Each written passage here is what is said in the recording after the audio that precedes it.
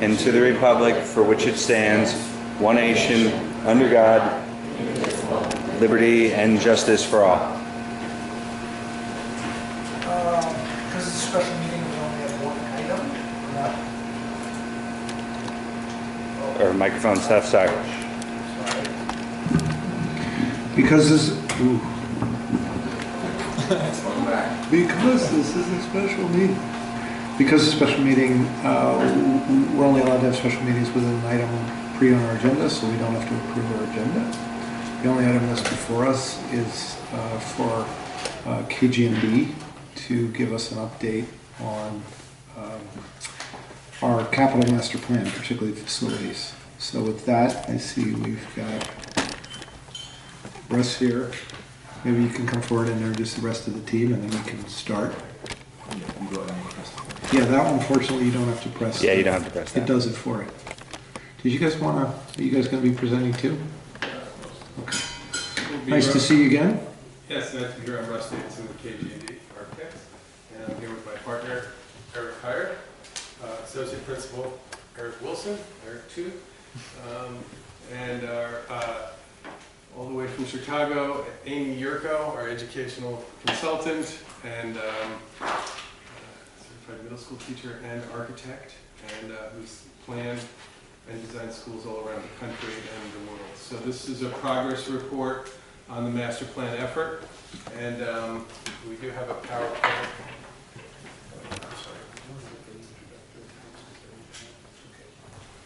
And we've been very active working on your master plan in many aspects, and we know your buildings pretty well. So tonight we're going to just go a brief review of the process. We're going to give you a little bit of a progress report on the facilities assessment portion of our work. The demographic study is done. We don't have a lot to talk about with it. I do believe it's been distributed to the board, and we can talk certainly and answer questions on it. Amy's going to lead a little discussion on next generation schools and what that means. And we're going to talk about what's next and when we complete. For those of you who have a puzzled look on your faces, I talked to Jill about this yesterday. Some of these items are embedded in the weekly report. And we talked about, I know that isn't where everybody would have naturally looked for them, but that's why Russ says they've been distributed to the board. There's a link inside the weekly report. I think going forward for some of those items, we'll probably send those out discreetly if there's something that really has to go to the top of the queue. But if anybody has a pleasant look on their face of like, what am I looking for? That's where we got it. Yeah, I assume you're referring to the demographic report. Yeah. Yes, that was done by a sub-consultant, statistical forecasting, Dr. Richard Grip. And it's a pretty thorough study, and it was embedded into our master plan work that both our office and Amy are working with.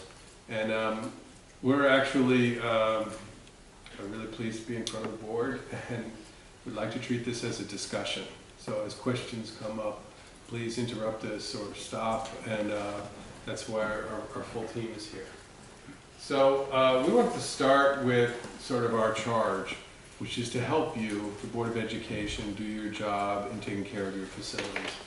And Kim pointed these things out to us, and we just think that they're good reminders of why we're doing together the work that we're doing together. And that is to be fully code compliant with the latest safety and building codes, accessibility, educational space, and core facilities to support the current educational programs of the district. And of course, athletic and play facilities, and some of the more mundane things like have good quality air, including air conditioning, support technology with electricity, communications. But most of all, this is about protecting the taxpayer's investment. We'll talk a little bit later. Our estimate of the replacement value of Greenwich Public Schools school buildings is $900 million to $1 billion. That's the asset you're protecting here. So we take that very seriously, and obviously your board charged us as well. So what's the process we're going through? There's three sort of major efforts that are happening in parallel here. The demographic study that we talked about is complete. That's sort of a distinct work done by a statistician. He's got a PhD in statistics. We brought him to the team. He's done it for New York City, most of New Jersey, and all over New England.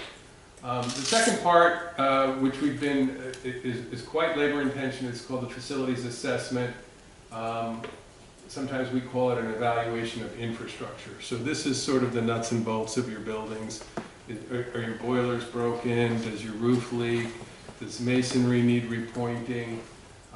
So we've inspected every building at this point. We work with consulting mechanical, electrical, and plumbing engineers, OLA. We work with Watsky Associates, who's a roofing and building envelope specialist. And then our own team of construction estimators, architects, and landscape architects. So we've been through every building and every site. We've had a little bit of a arduous task in assembling documentation, but we've got there. And we got what we need, and we found out a lot. And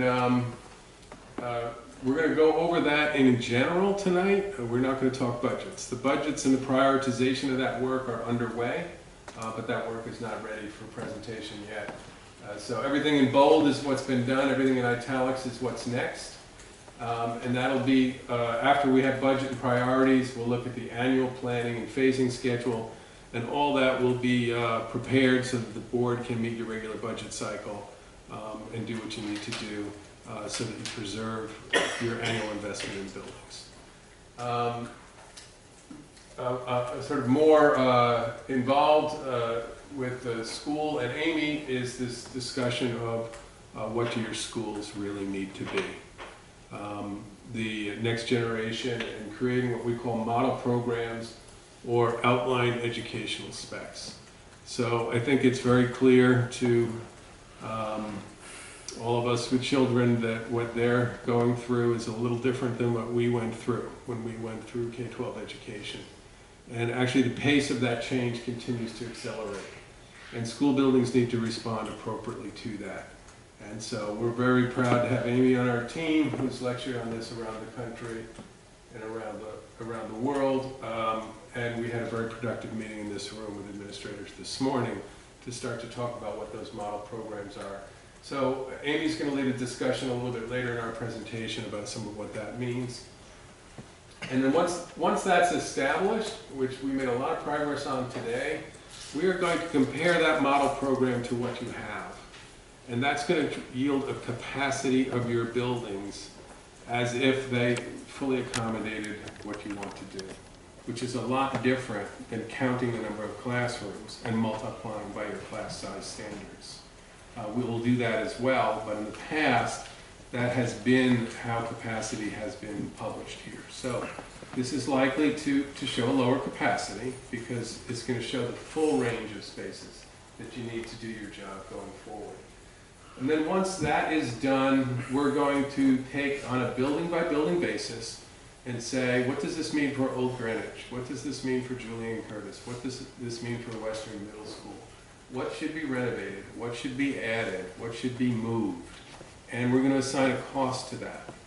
And then we're going to refine that and integrate it with the facilities assessment work so that you're going to get a holistic view of what you need to do to accommodate the educational program and to fix your buildings to move forward. And then that's the end product of the master plan. Are there any questions on that? Are we going to get these slides? Yes. They're left behind on your laptop. So I thought I would have a little fun right at the beginning. It is summertime. So does anybody know what car that is? Best-selling car in America in 1953. Buick Roadmaster Skylark, 1953. Does anybody know why that slide's up there? It's not the best selling car today. That's the average date of the original design of Greenwich Public Schools. When we take the original date of every building district-wide and average, and this includes two relatively new buildings, Hamilton Avenue and Glenville, That's the date that comes up as the average. This is the mindset, on average, that existed in this country when your schools were designed. This is classic, Russ. This is classic. Well, someone in my office said, but your white walls aren't that shiny. And I would tend to agree. If our roof consultant was here, he'd say, you don't have a polish like that on your buildings. This has been well maintained or adequately maintained, and your buildings are adequately maintained. We're not here to say your buildings are terribly maintained. That's not the point at all. The point is, like so many communities in the Northeast, you were settled and built out a long time ago. And you've kept your school buildings, and that's a good thing. But I don't want to stretch the metaphor too far, but school buildings are kind of like a vehicle for education. And you want to have a really good vehicle for education. But I don't believe that most people would look at that and say, that's what I want to put my kid in the global race for more knowledge. So there's my fun slide, and I'll go back to the boring stuff. So we're going to talk just really quickly about some of the buildings. We expect this to be a multi-page report. There's engineering reports, there's roofing reports, and every item here will be estimated and put in a spreadsheet that you'll get. But we're not going to do that tonight. So I'm going to ask Eric Wilson to come up and help me with some of this on the middle school and the high school. So we'll start with Greenwich High School. All right. Thank you, Russ. Quicker. Where's the front here? All right. As Russ mentioned, a lot of the buildings have been built over the past multiple decades. The high school was originally constructed in 1970, and it's had multiple additions, multiple places around the high school. The most recent one was done in 2016 by Perkins and Will. The building serves approximately 2,700 students on grades 9 to 12, as you know, and it's about 454,500 gross square feet. So it's a large site and a large building to maintain. The issues that we see in this building are issues we'd expect from a building of this age. And as Russ mentioned, we're really looking at the nuts and bolts of the building, top to bottom. How are the systems holding up? What needs to be replaced? And we're looking at it with the lens of a 15-year analysis. So we are categorizing the work into short-term work and longer-term work for all these different items. But see, these are just some of the key items. Window and door replacement throughout the building, older doors, original doors that need to be replaced to comply, either due to wear or to comply with ADA guidelines. Roof repairs, that's a pretty minor item right now, but over the course of 15 years, a lot of the roof areas which have been replaced recently are going to become due. Unfortunately, when you look at things over 15 years, that's about the life cycle of most typical systems in a building. So carpet, finishes in the building are all going to start to wear during that time period and need to be looked at. So, and paving the outside of the building as well, and other site features. We also looked at some of the issues related to configuration of buildings, just about how they function and achieve their main core purpose. Before we look at program enhancements, this is really look at how do you get into the building. So we were looking at the definition of the building entry and renovations that dovetail with aging finishes, but also functionality together. So we do look at that in this stage in the building where we see key issues that we feel are important. Ceiling and floor replacement in the science wing, lighting fixture replacement throughout the building, and this is one that's ubiquitous. Changing to LED lighting is a big impact both on the character of the interior spaces and also energy savings. And What do you mean when you say character? when you make a space brighter, it creates an atmosphere that is more open and inviting.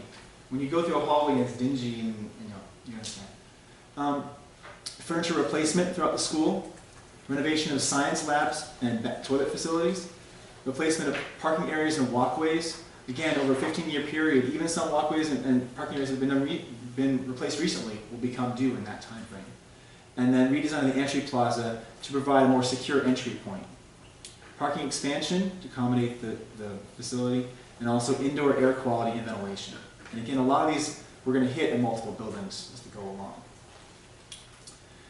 Western Middle School was constructed in I'm 1960. sorry, can you go back? Sure. One more. I'm sorry, I went the wrong way. That's all right. Hit left. There we go. Do you know when I'm surprised by the science wing aging. Mid-1990s.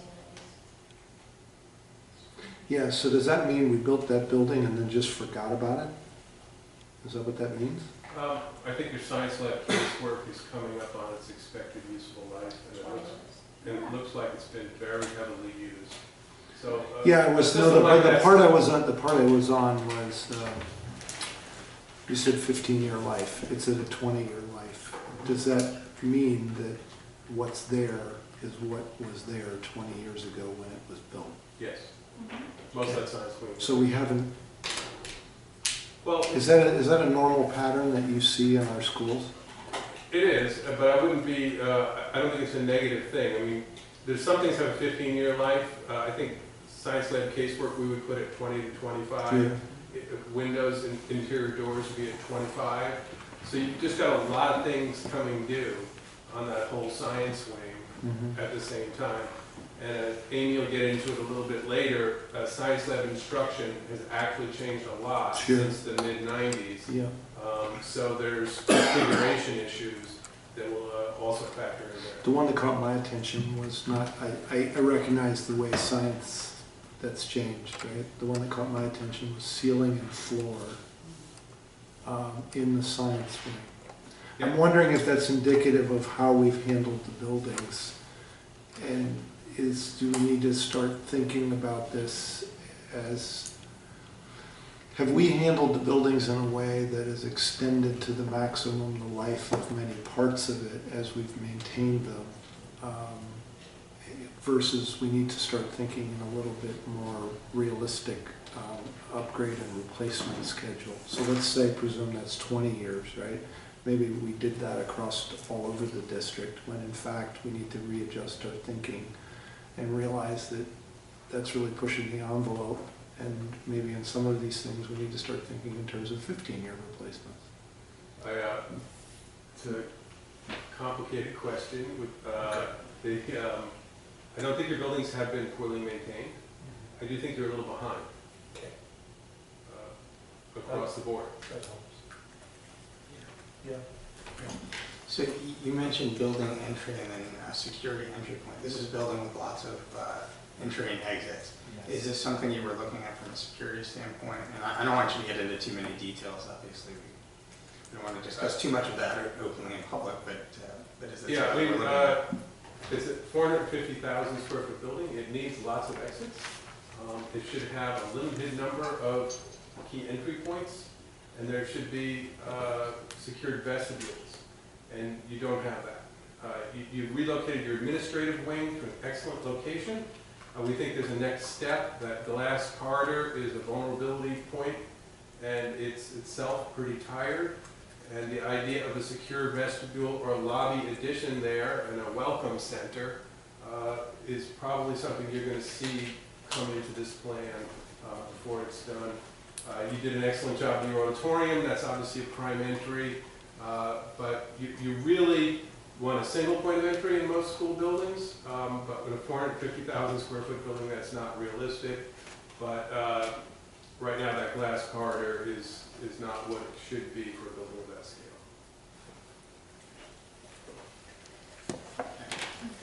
So moving on to middle schools. Western Middle School, constructed in 1960. Again, a number of additions, the most recent one being in 2006, serving grades 6 to 8. Population of 558 students, a smaller footprint than the high school, over about 100,000, 105,000 gross square feet, organized by grade levels, with science facilities spread throughout that are close to the grade levels they serve. So the issues here are actually very similar across the middle schools. They were built in a similar era, and they have very thin floor plates, thin construction is how we sort of term it. And that impacts the energy efficiency of the building, and also the costliness of renovations and mechanical ventilation improvements and so forth, because you don't have a lot of space in the structure to do those sorts of changes. These issues also have some Americans with Disabilities Act accessibility issues at the front entrance area. There's roof work that again is just coming due over this next 15-year period. Redesign of that and repair the front entry, and ADA parking issues. Indoor air quality and ventilation, again this is common on all three of the middle schools. Light fixture replacements and casework and furniture that is seeing the end of its useful life, that's due for replacement. In this case, I think a lot of your middle schools actually have their original casework. So they're about built-in cabinets, Yeah. wardrobes, bookshelves, built-in stuff. So when you look at the age of the buildings, you've gotten double the expected useful life out of them at this point. They're antique. They're mid-century modern classics. Somebody wants that. Free on Craigslist. A better word might be worn. They're coming due. So Eastern Middle School is older. 1954, last edition was 2000. It serves 846 students, so a larger population, and a slightly larger footprint, but not that much larger. 128,000 square feet, again organized by grade levels. Similar issues: ADA accessibility in the front of the building. There's an exterior staircase that needs to be repaired and maintained. Exterior facade and roof repairs. Floor and ceiling replacements due to aging finishes. Parking for ADA handicap accessibility. Indoor air quality again and ventilation throughout the building. Light fixture replacement and casework were and they were just hitting the highlights. Again, there's a lot of systematic issues. What does, can you elaborate on what, because it's shown up a couple times, indoor air quality and ventilation? I mean, I know what that is, but what specifically is it that's catching your attention? Is there any consistent thing that is consistently catching your attention? Yeah, it's the introduction of, introduction of fresh air at a rate that would meet current codes and expectations. Okay. That's what we see missing in a lot of your middle schools and elementary schools. Keep in mind that these buildings were built over that long period of time from 1902 to 1954, and codes have continually changed.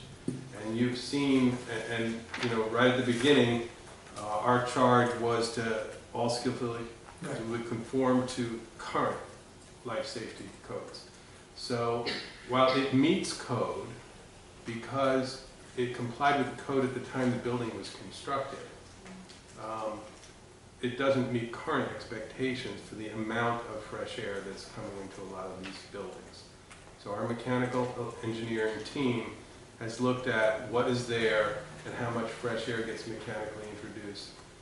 The other issue is when it comes to cooling, that if you move to cool some of these spaces and you don't replace the old ventilation system, you'll create an ideal situation where you can create moisture and mold. So as part of eventually getting to air conditioning, we need to replace the ventilation systems, most of which have also exceeded their expected useful life.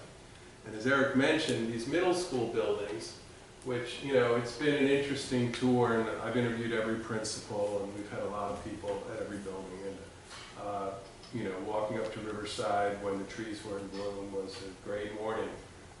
But I wouldn't say the same experience for walking up to the middle schools. They're very thinly built buildings, not a lot of architectural charm, and when it comes to these ventilation or possibly air conditioning issues, there's no place to put it.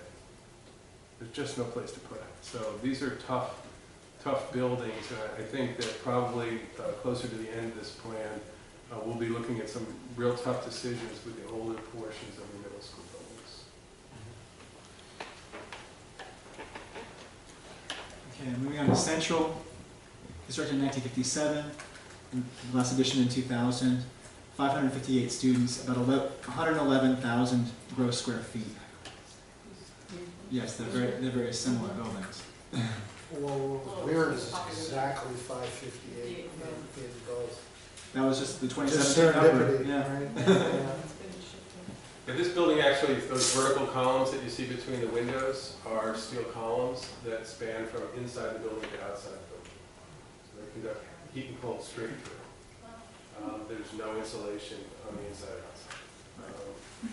Is that, Was this, I mean, just out of curiosity, was this typical of construction? And because 1950s was a boom time, right? Was that typical? Yeah, so I've done a little research in that, and More than you cared to? no, I enjoyed it, and I researched it with my former partner, Eric's father, who designed some of his buildings. I said, what were you guys thinking? They were drinking hooch.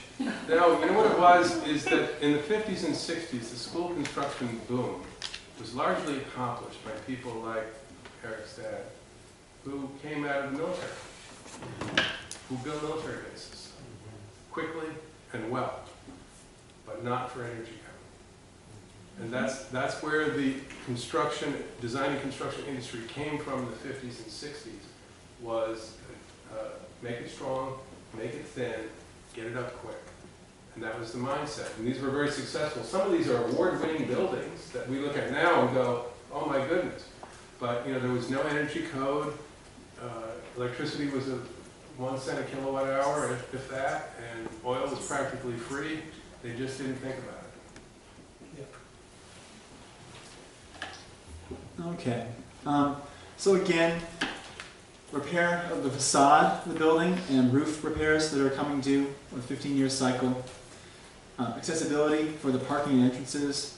Asphalt replacement and the paving in general around the site. Indoor air quality and ventilation, again. Floor finishes and ceiling replacement. Light fixture replacements. And interior casework. These are again topping the list. So this is now we're moving on to the elementary schools.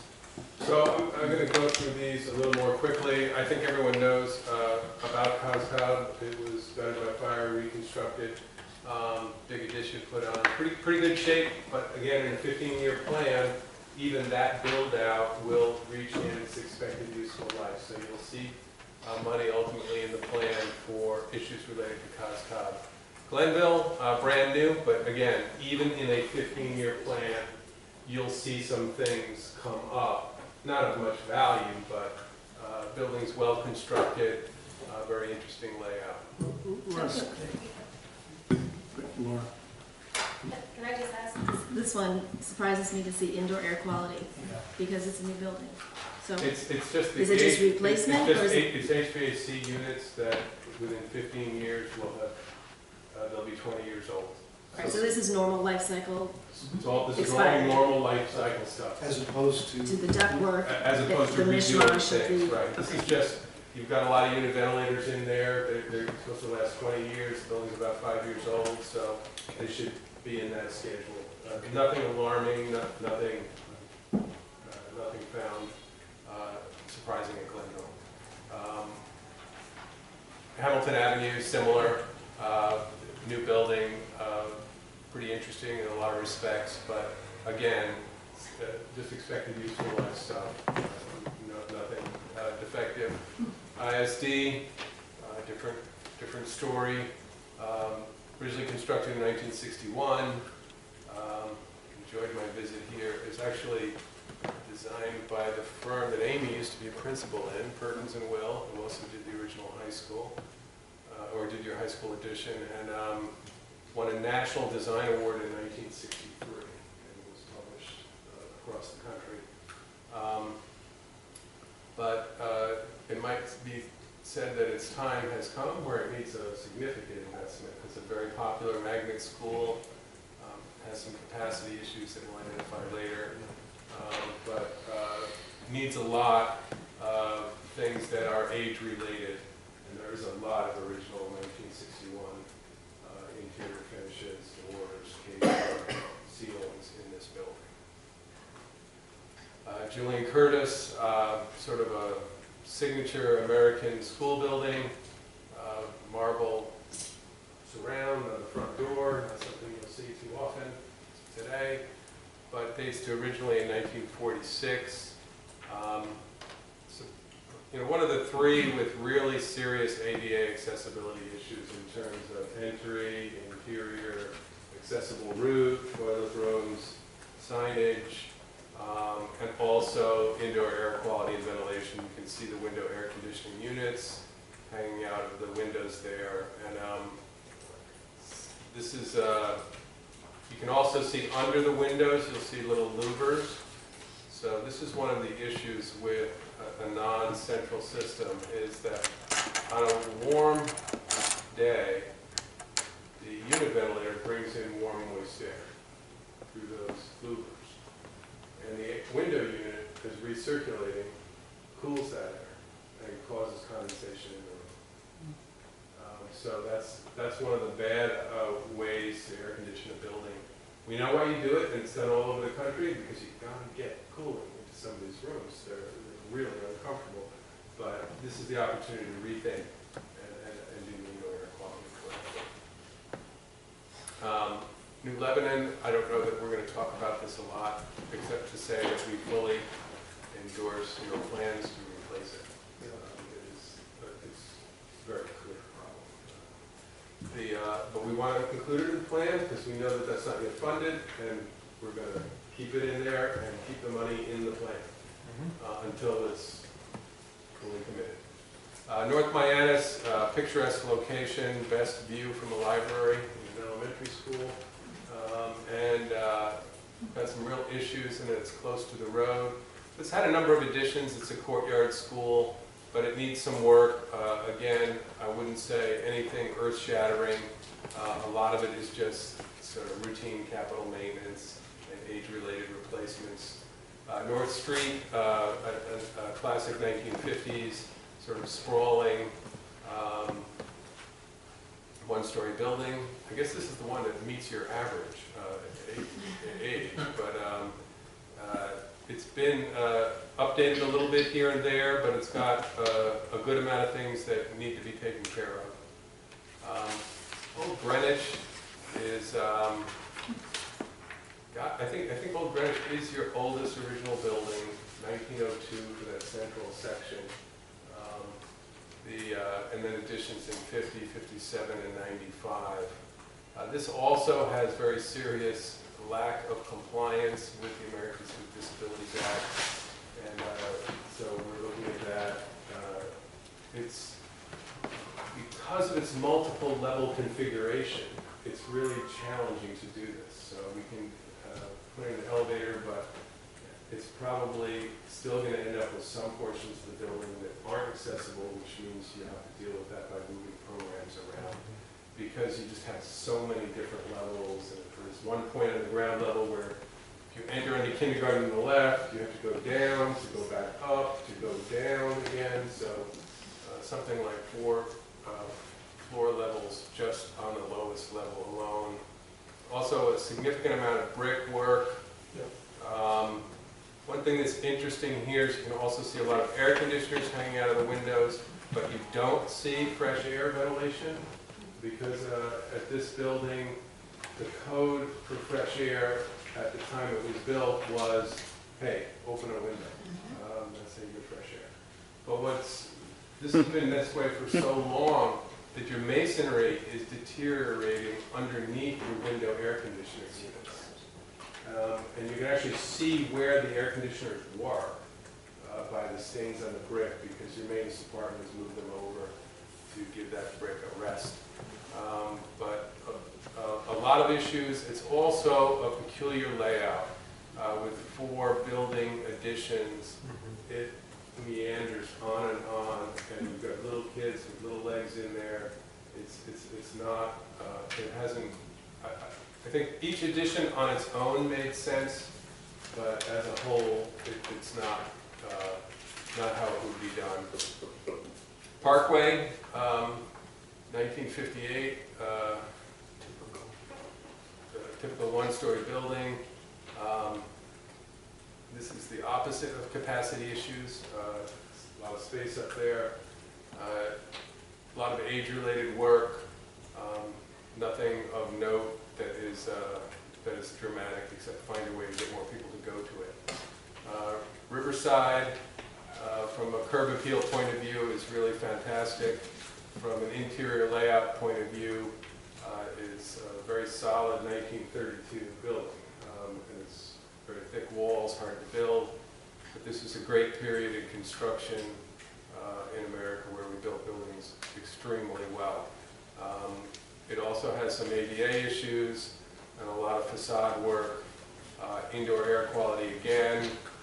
This building does have ceiling height and attic space that could accommodate good quality central systems within the envelope.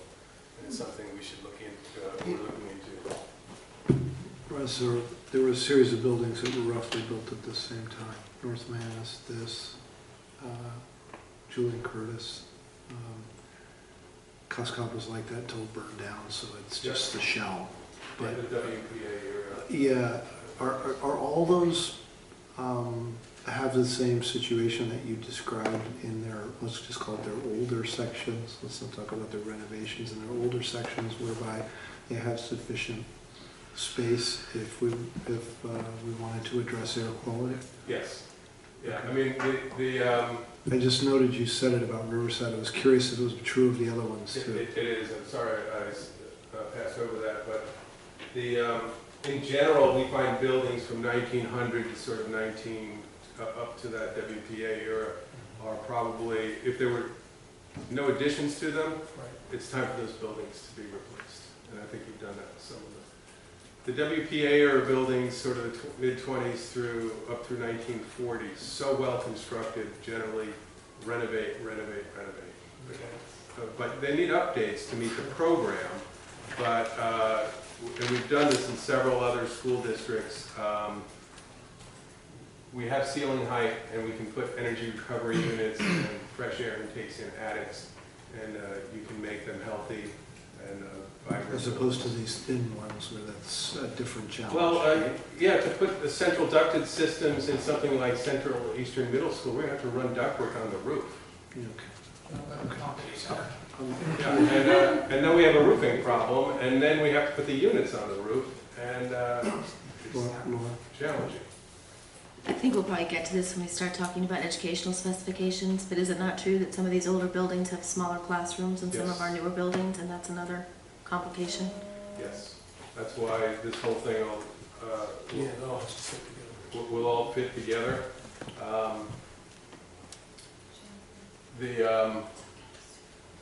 So now we're going to get away from the nuts and bolts. Ms. Tate?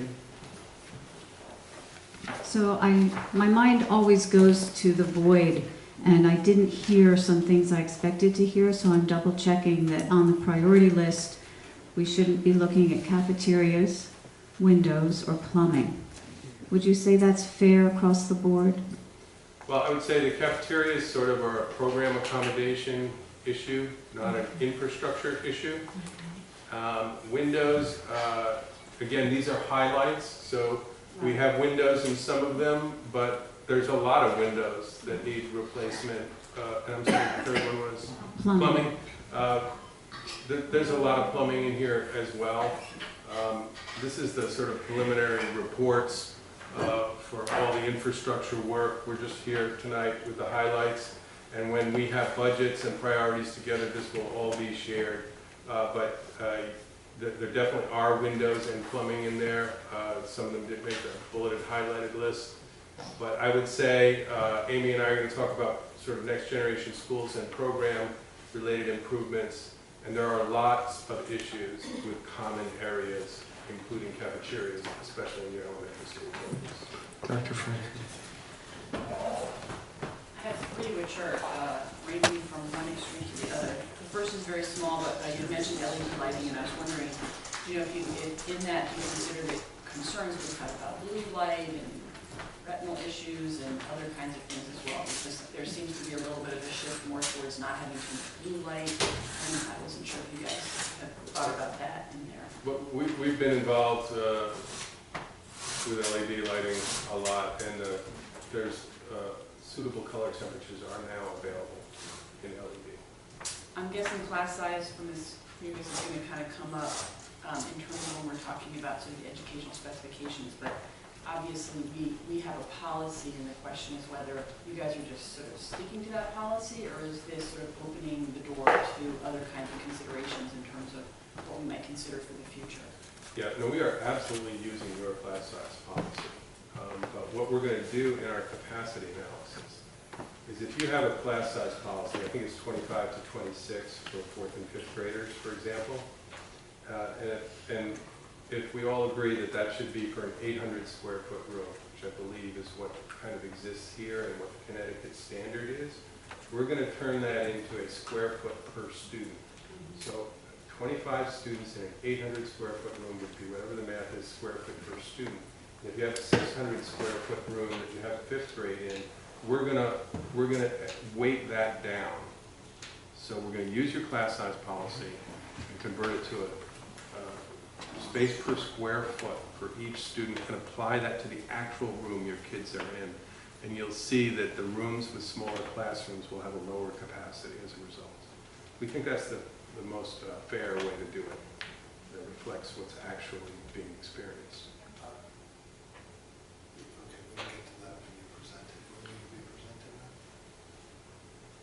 The class, the capacity? Yeah, you just articulated a methodology, and I was just curious when. I Well, think you said not today, right? It's not today because we need a model program, Okay. which we made great progress on today, which is basically what set of spaces comprises the next generation elementary school. So it includes Right. classrooms, Yep. which you'll hopefully come around to the name of calling them learning studios.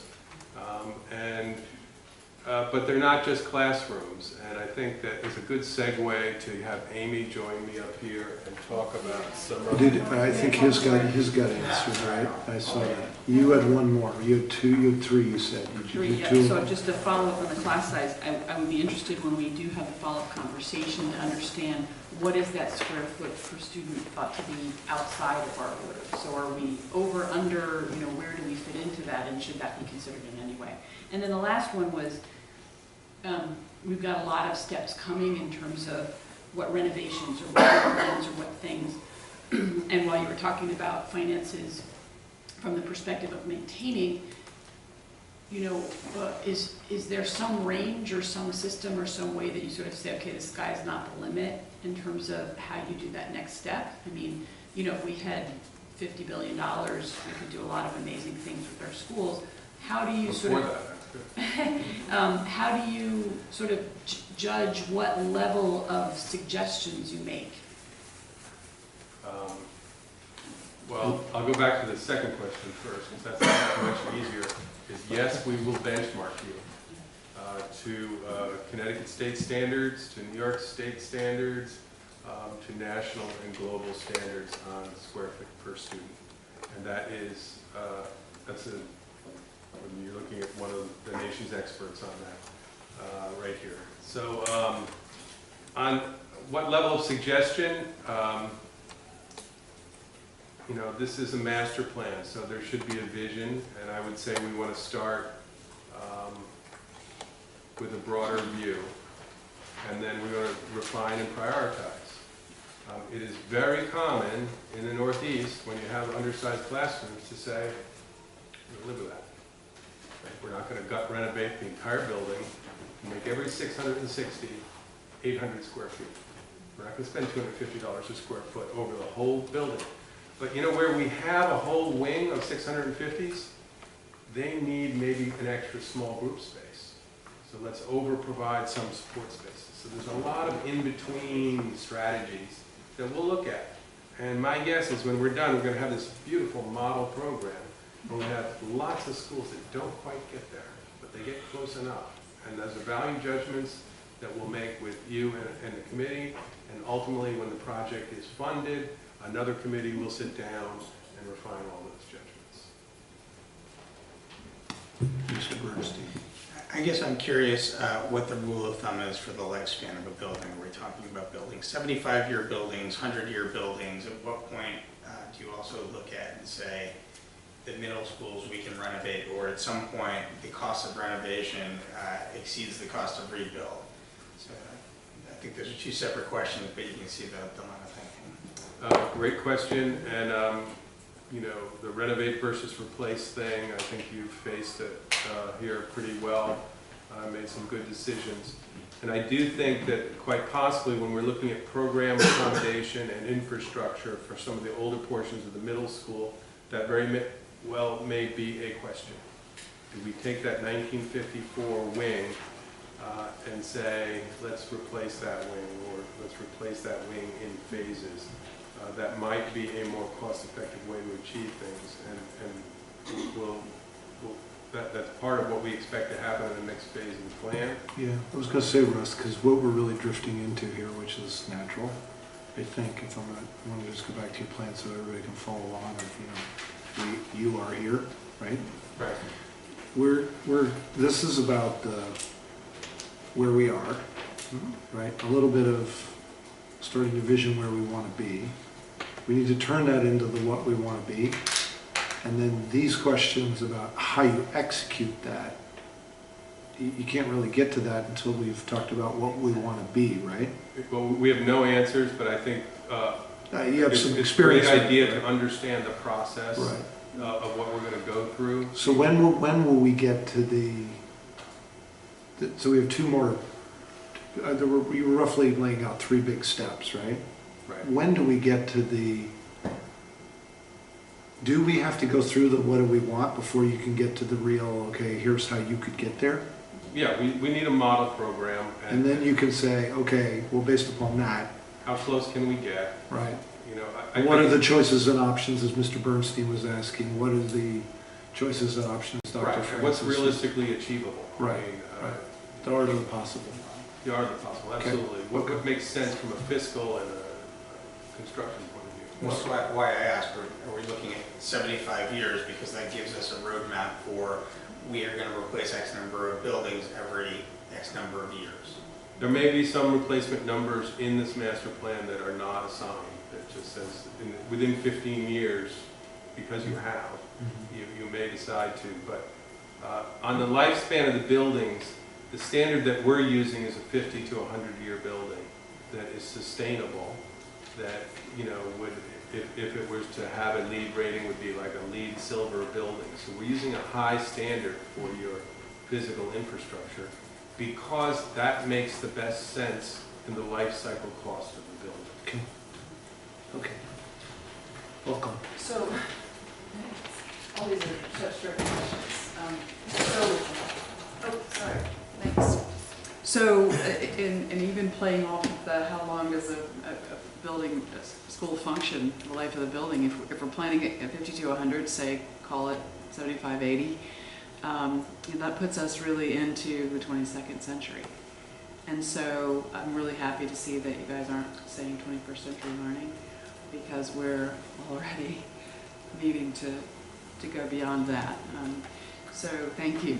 And you know, some of the predictions that say that you know, over half the students in preschool today will work in jobs that don't even exist yet puts a spin on it that makes us think, wow, you know, how do we future-proof a building? And it's not just about predicting enrollments. It's really a lot about how you predict learning needs.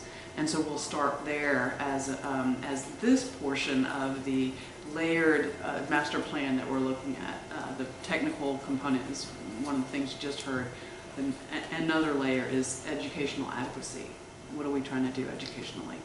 And so again, we've talked about benchmarking as an approach to understand what we aspire to be so that we can then assess how well we're able to do that as is. And where there are deficiencies, then we have a place where we need to make some kind of intervention.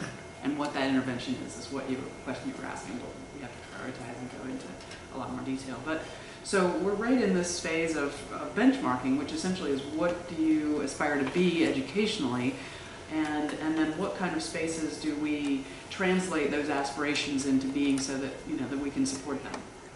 And that benchmark is, we've actually come up with 7 space programs based on your current facilities, categories of elementary, middle, and high, of course, and then articulating those in a way that accommodate the various sizes of your school population. So we're not going to measure a 2-section elementary against a 4-section. We're going to, you know, what does a 2-section need to be versus a 4? So we're in that phase, and we had some good conversations about that earlier today.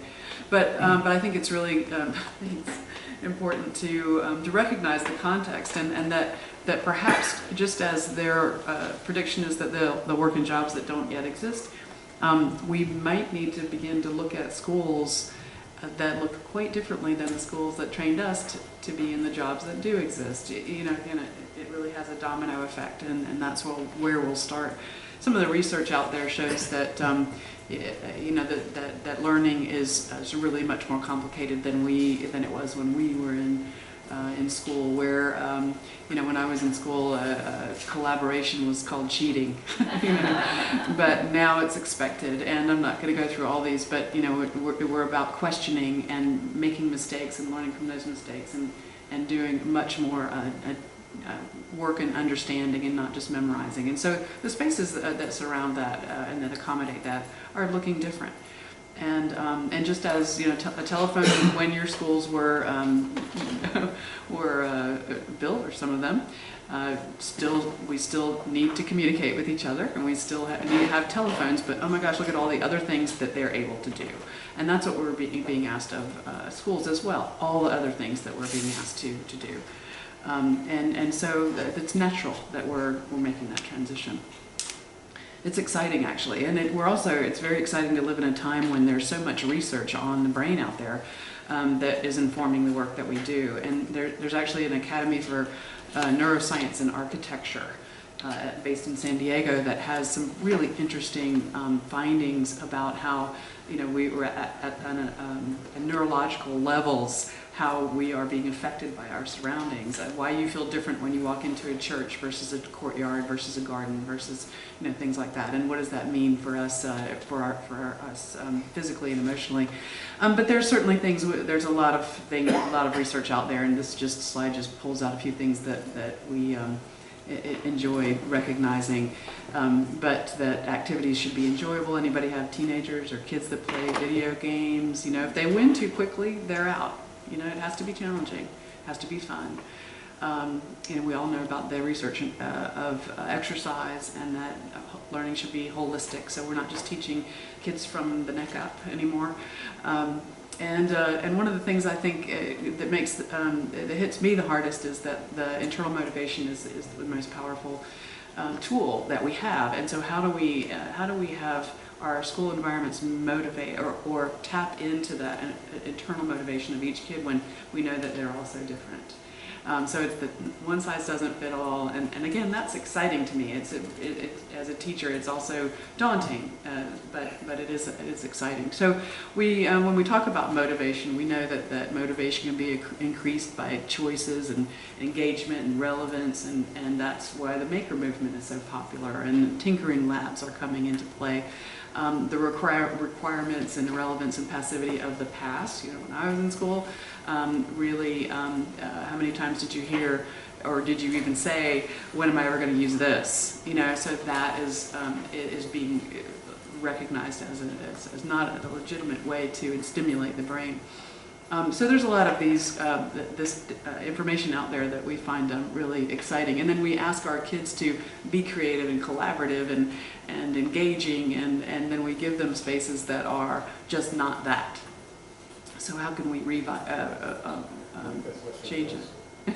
It's possible. It could be any middle school or school nearly anywhere.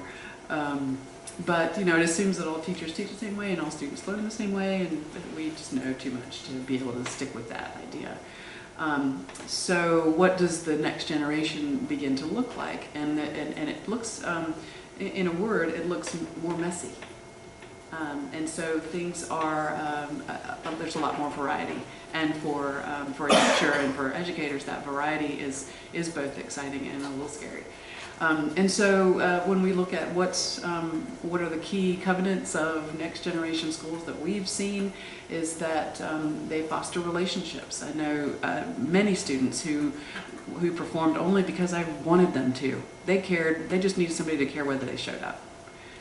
So how do we create a space that encourages relationships, where kids bump into teachers every now and then? It's not the teachers over here and students over there. Space can really make a difference with that. And we can go on down the list: relevance, diversity, student-centered, being up to speed on what other people are doing and what they're learning with best practices, bringing the environment into the picture. Kids seem to care much more about the environment than we did when I was young. So That's a good thing. Health and safety are a big part of teaching and learning. As we know, daylighting really can affect student performance, as can color and air quality.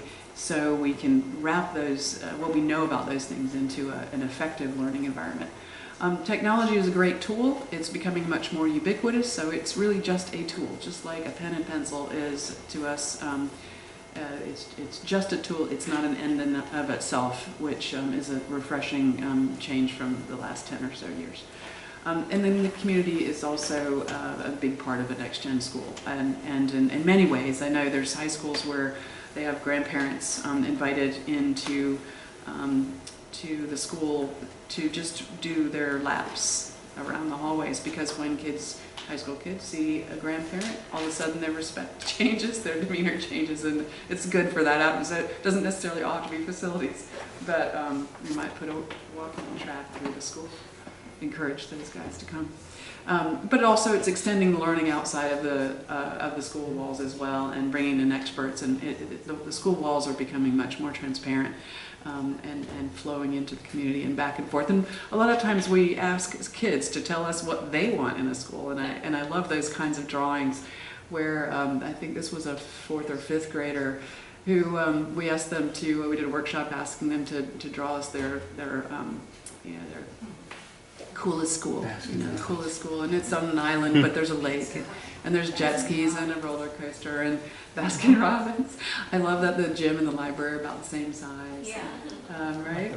And but you still see some things like classrooms are still arranged down the hallway, so kids still need that little push to get out of the convention as much as we do. Although I see that one of the hallways is also an airplane runway, so that's it's a twist. So what we read from things like this is they want it to be playful. They want it to be a place I'd like to go on a weekend, whether I can or not. I'm going to ride my bike there. I'm going to be there. I'm going to bring my cousins in town visiting. I want to show them where I go to school because it's the coolest place you've ever seen. It's that kind of thing. And so what we look at is how do we take those ideas and actually make them into real spaces and and different ideas, and how do we take what they want to do, discover, engage, think, create, do all these things, and make that able to happen seamlessly in those kinds of environments? How do we encourage powerful learning for every kid every day? And then how do you translate that into real space? It's a lot of times it's not just the the learning space, the learning units, the classrooms, the learning studios, but it's that space in between that you can have serendipitous interactions and performances and inquiries and discussions that really bring the more rigorous, or I don't want to say rigorous, but the more structured learning into more real learning. And you have some of these in-between spaces in your newer buildings at Hamilton and Glenville, and they are successful. So this is about continuing that.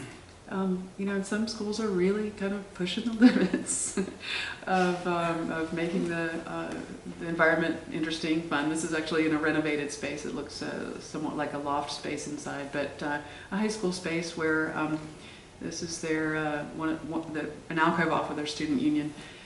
We work with a lot of architects that implement ideas, and so there's some really great images up here. I may or may not have been involved in that. Just want to point that out. It's not just trying to show off my work. I'm seeing things that are interesting and wanting to share them with you guys. I'd like to see an insurance consultant who that's why. It is a U.S. school. It's a school. And sometimes we look beyond. You see it in corporate environments. Sure. Google headquarters are known for their slides. I had a Yeah, there were lots of them that slide when I was in predated Google. Yeah. Yeah. So if corporate America looks something like this, what do we make them go through 4 years of sensory deprivation before they get out of it? No, so again, we're often finding that if we look to the world outside of education for precedents of environments that can really spur creativity, we end up looking at Facebook or headquarters or Google headquarters and we can learn some things about that. So I think being creative is with school design is also looking beyond the world of education for our precedents.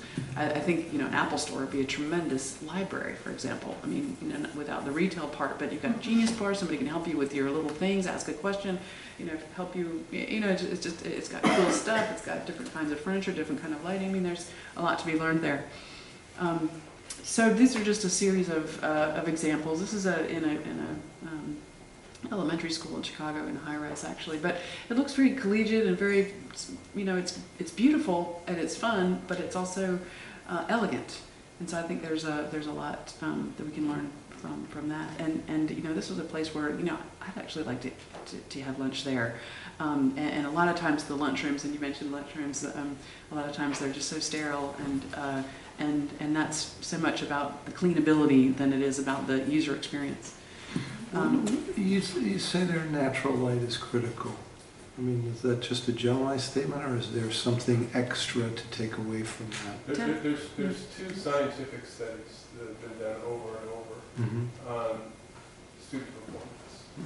More natural light, better grades. Sure. That is not a question. The studies go back to the 70s, and it's been repeated. More fresh air and temperature control, both heat and cool, better attention. So that's why you hear a lot about natural light and indoor air quality. It's about the health of people, but it's also about performance. Yeah, and I think it's interesting to note that, at least for the lighting study, it has its genesis in retail. Well, people buy more if their place is daylit. And so then, well, let's take that one step further. Do you learn differently if the place is daylit? And so what can we look at now that is research in areas outside of education that, that can pull forward? Maybe we'll trailblaze that a little bit. But there's not usually a lot of money for research in the education world, so sometimes we gotta look outside. The other thing that's interesting is the biggest user of electricity in school buildings is lighting. And we've done buildings that have 100% naturally lit classrooms. So that's, from a green building point of view, that's a double win. It's saving you energy and it's getting you a better performing room.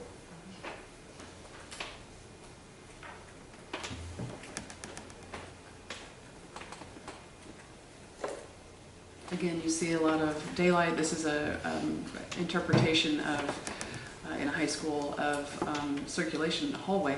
Essentially, it's a hallway with widened spots for breakouts and lots of daylight.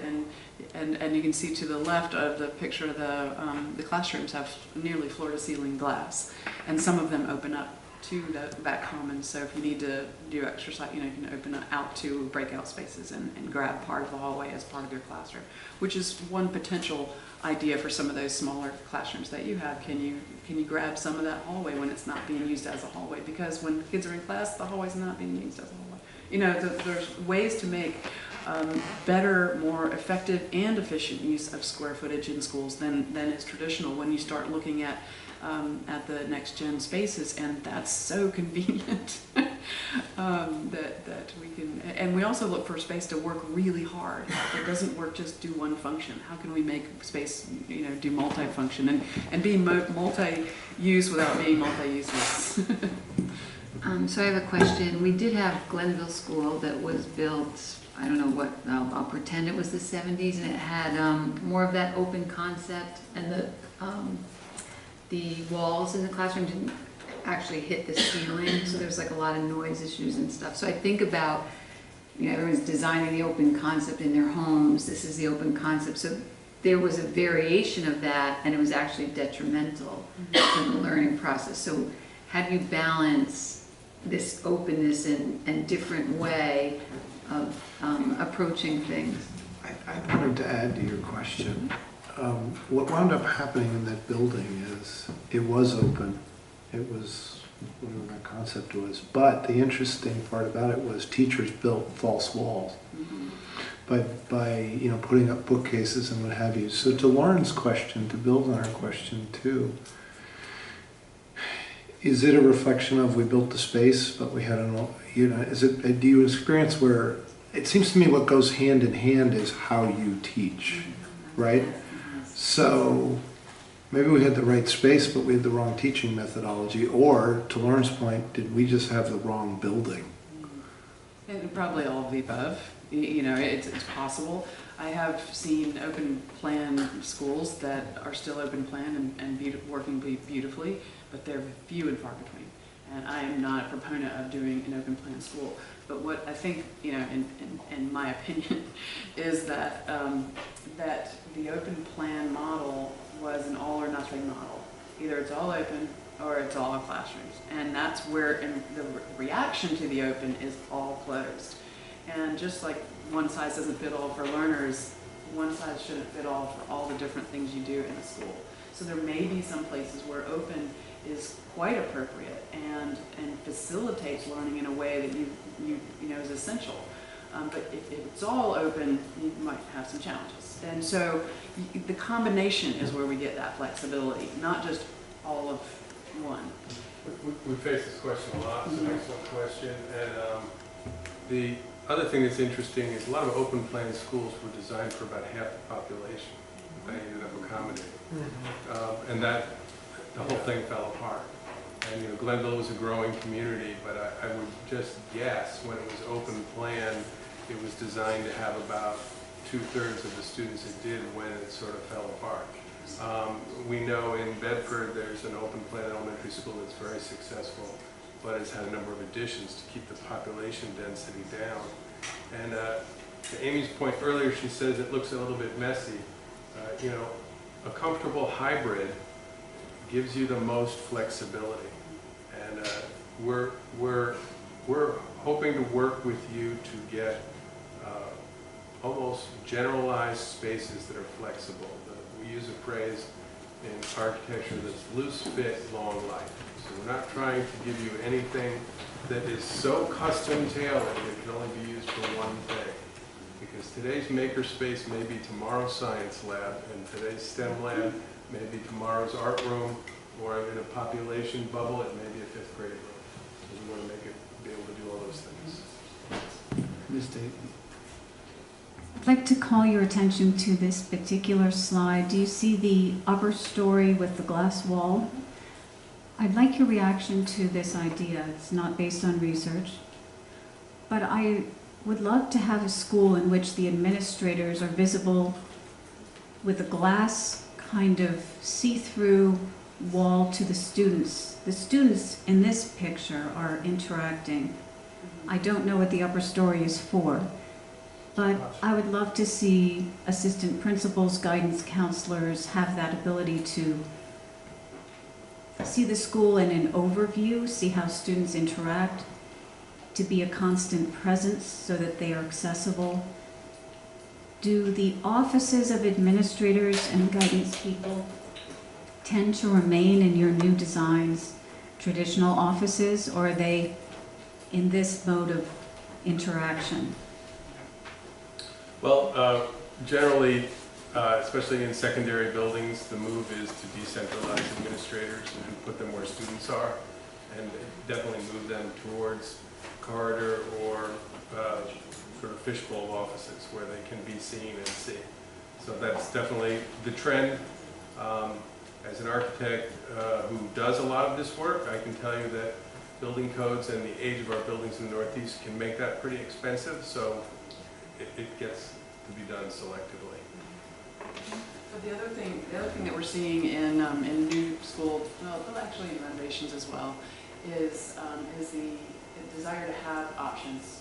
And so there may be instances where openness is the right thing, but sometimes you need privacy. And so if there are options for places for that to happen, then you can cover all those places. But what we are seeing is that issue of building relationships, about having kids know that there's an adult watching and caring and wanting them to show up. How do we achieve that? Openness is great. I think sometimes putting adults where they have visibility through just haphazard visibility through a space can keep kids behaving differently. If they know the adult might be watching, then there might be a different kind of behavior. So there's bi-directional benefits there to having adults be more present in a building, and you know, whether it's more visual like that or whether it's a combination of that in offices, I think is something to be discussed. I'm sorry, go ahead. Kate, Todd. So two related questions I'm going to put together. One is, how do you sort of update, but be careful not to get outdated? I mean, I look at these colors and I think, oh, this is exciting, but then I don't know what the era was. But I remember sort of walking into buildings at one point going, why did they always use this color? It's That horrible. orange. Yeah, that orange or I that know. weird That green orange or or something, you know. That, and also the concept of, you know, it's nice that we're imagining what we think kids are going to want and we're putting it in there. But one of the things I've really loved over the last couple of years is when we've had situations where in the elementary schools teachers were going for personalized and the kids were engaged in how the space was being designed. Or my son's in the innovation lab at the high school and the teachers brought the kids in before the new one that was starting and said, how are we going to build our space? So how do you sort of create something but allow, and obviously it's expensive to buy all new furniture every year, but allow some of that flexibility, that ownership of the students and the teachers in creating their environment, you know, without, anyway. Sure. No, I think there's several issues in that, and so we'll start with color. You know, there's again some neurological scientific research on the effects of color on various aspects of our lives, and I was touring schools in Denmark, and I found that the ceilings in the schools were like sky blue color, and I thought, well, there's either a really good ceiling salesperson, on these tiles, or there's the same architect likes this and they're doing it, or something else. And so I was digging deeper into it. I couldn't read the research myself, but I was talking to one of the Ministry of Education people there, and they said there was a study done about color and learning, and that if one of the results was if the ceiling is a sky blue, a Carolina blue, I like to say since I'm from there, is it actually raises not just their test scores, but their IQ. And now IQ is a test-based thing, so I'm not sure, the subtleties there, but so there's some research out there that has, the impact of color. So I get home and I'm painting my son's ceiling blue. My husband like red gray, But right, so they have the research, but they're not just reading it and putting it on a shelf. They're actually doing it. And whether you refute it or not, well, if it's possible, why not? And so I like to look at color from a standpoint of what is it doing to further our mission versus do I like it? Do you like it? Is it trendy? Is it and sometimes that has to do with the psychology of color, and a lot of times it has to do with the natureness of color. I would also say we're in the master plan phase. Yeah. So we're talking about creating opportunities with a concept and a budget to be followed by an interactive and transparent design phase. So we have to stay at our 10 to 20,000. He's such a good taskmaster. We have to stay at that 10 to 20,000 foot level because we can say, which we probably will say, $54,000 per room for new furniture in every elementary school should be in your plan. What pieces will you buy? I don't know, but that's where the teachers could come in and we could create a set of furniture and say, I like that interactive set. I like that interactive set. Or get the kids involved, and they'll love it. And when it comes to color, being married to our lead interior designer and repainting our house often,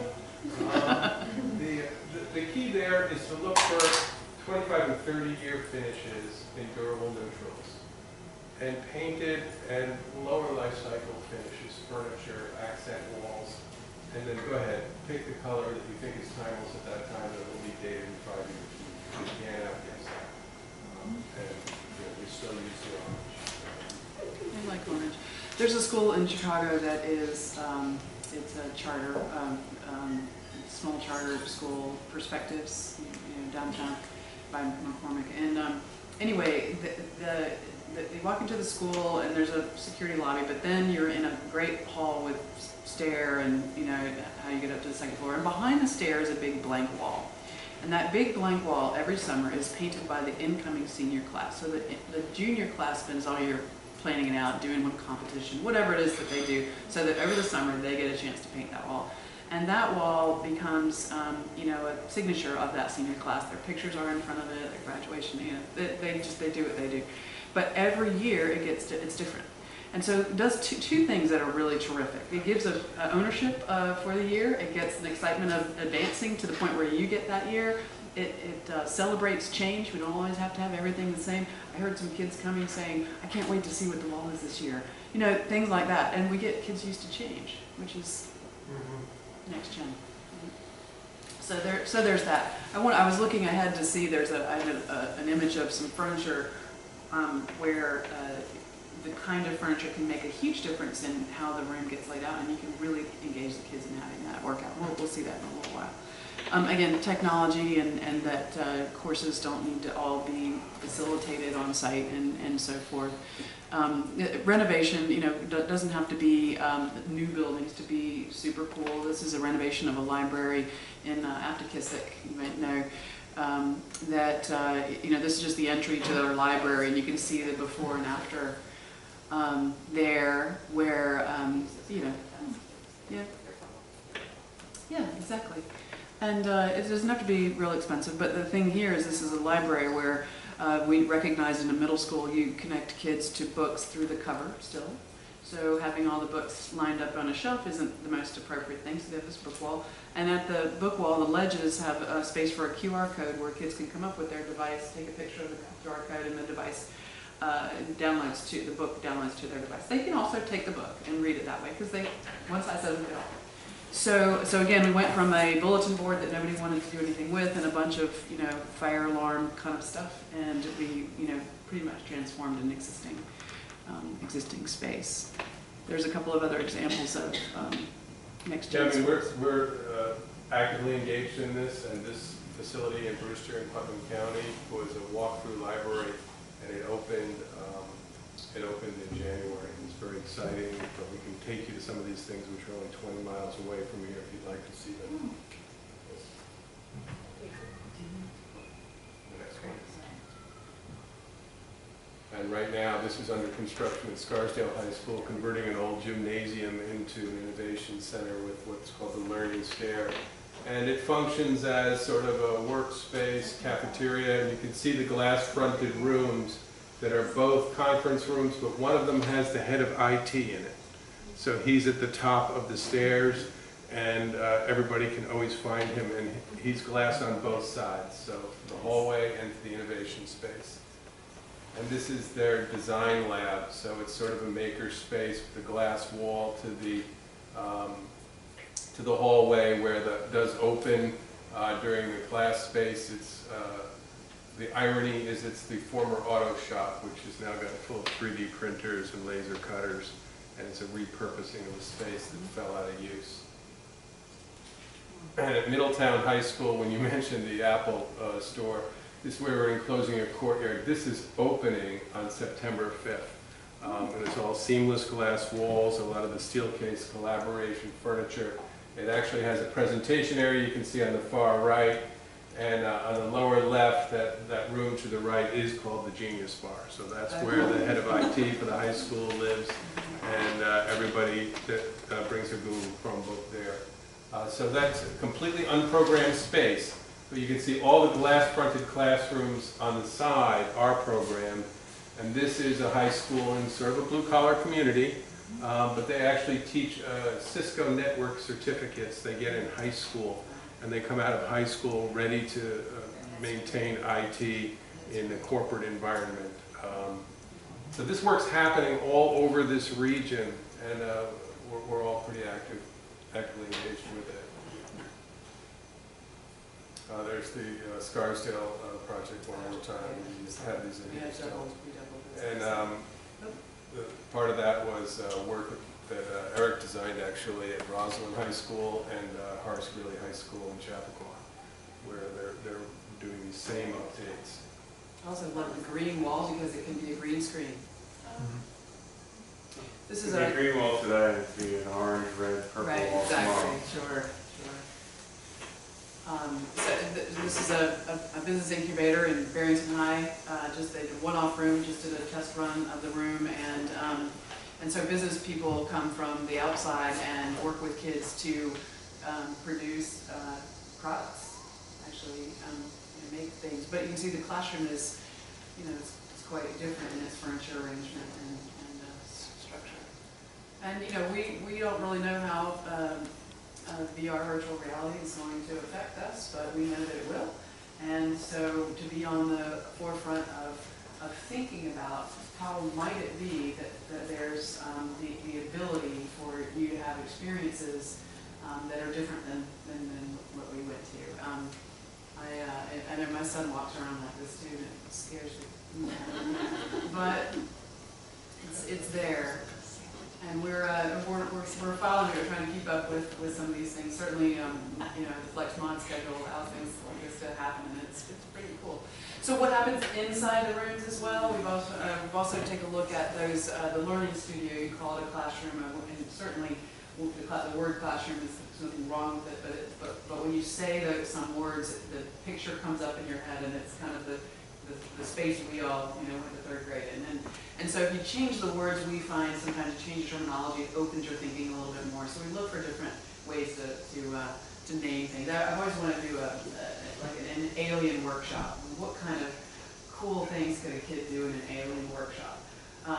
But they'd still be learning science, and they'd still be learning whatever. So in here we talk about open areas, a whole variety of different centers in the room. Individual work, group work, perhaps there's multiple presentations and conversations going on at the same time. Perhaps the classroom leaks out into the hallway so that you can take advantage of extending the room where you need to. Wet areas, so you can do projects, durable finishes, things like that are things that we're starting to see.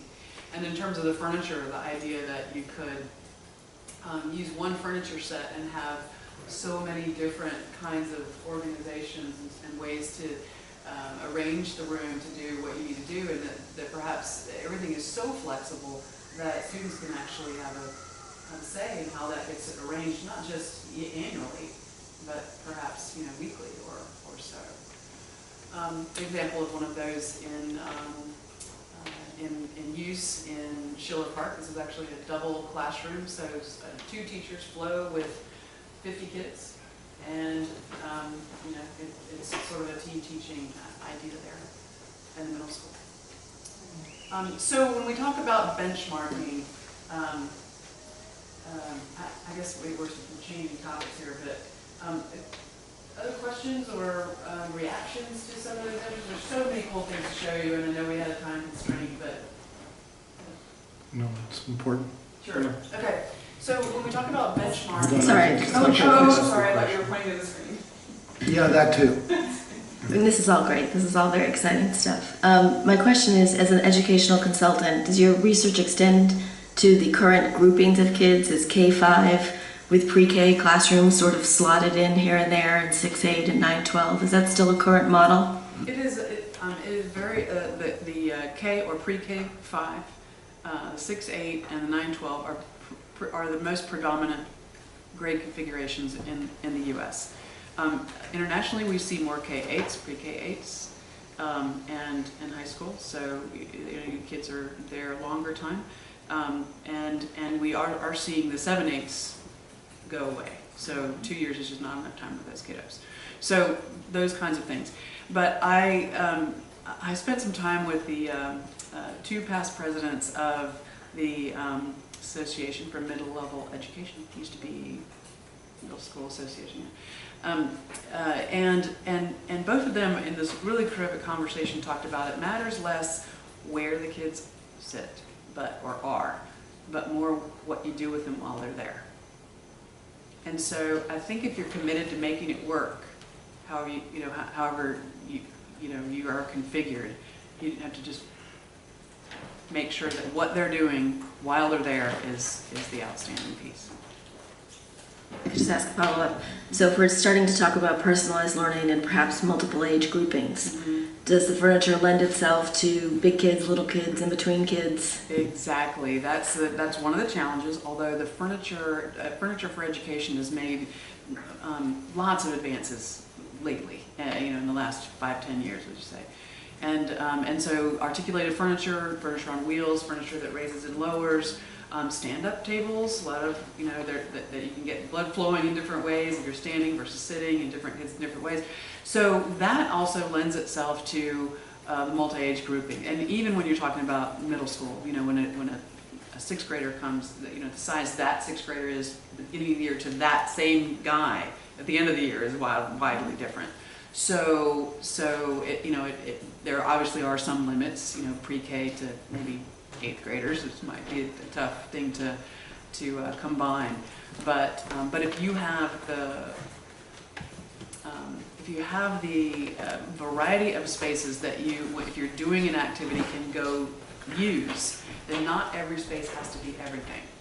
Maybe you have a multi-age lab, or maybe you have a cluster of rooms that accommodate that, or not. Maybe you have two teachers decide, hey, we're going to both do this, let's swap half of our furniture year to year.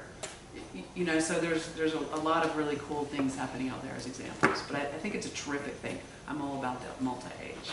My kids went to public Montessori, and they did 3 years at a time. Public, free. We haven't Right. not so free. Yeah. So we talk about benchmarking. What we're doing is we're looking for what you aspire to be, what the spaces are that would support that, so that when we look at each one of your buildings from an educational adequacy standpoint, we have something to measure it against. Classroom size, number of rooms, this kind of space versus that kind of space. So again, we're in the progress. We have 7 in progress spreadsheets going for all the variety that you have. And so what we consider when we're putting those benchmarks together, when we size a space, it's not an exact science, but we consider several things.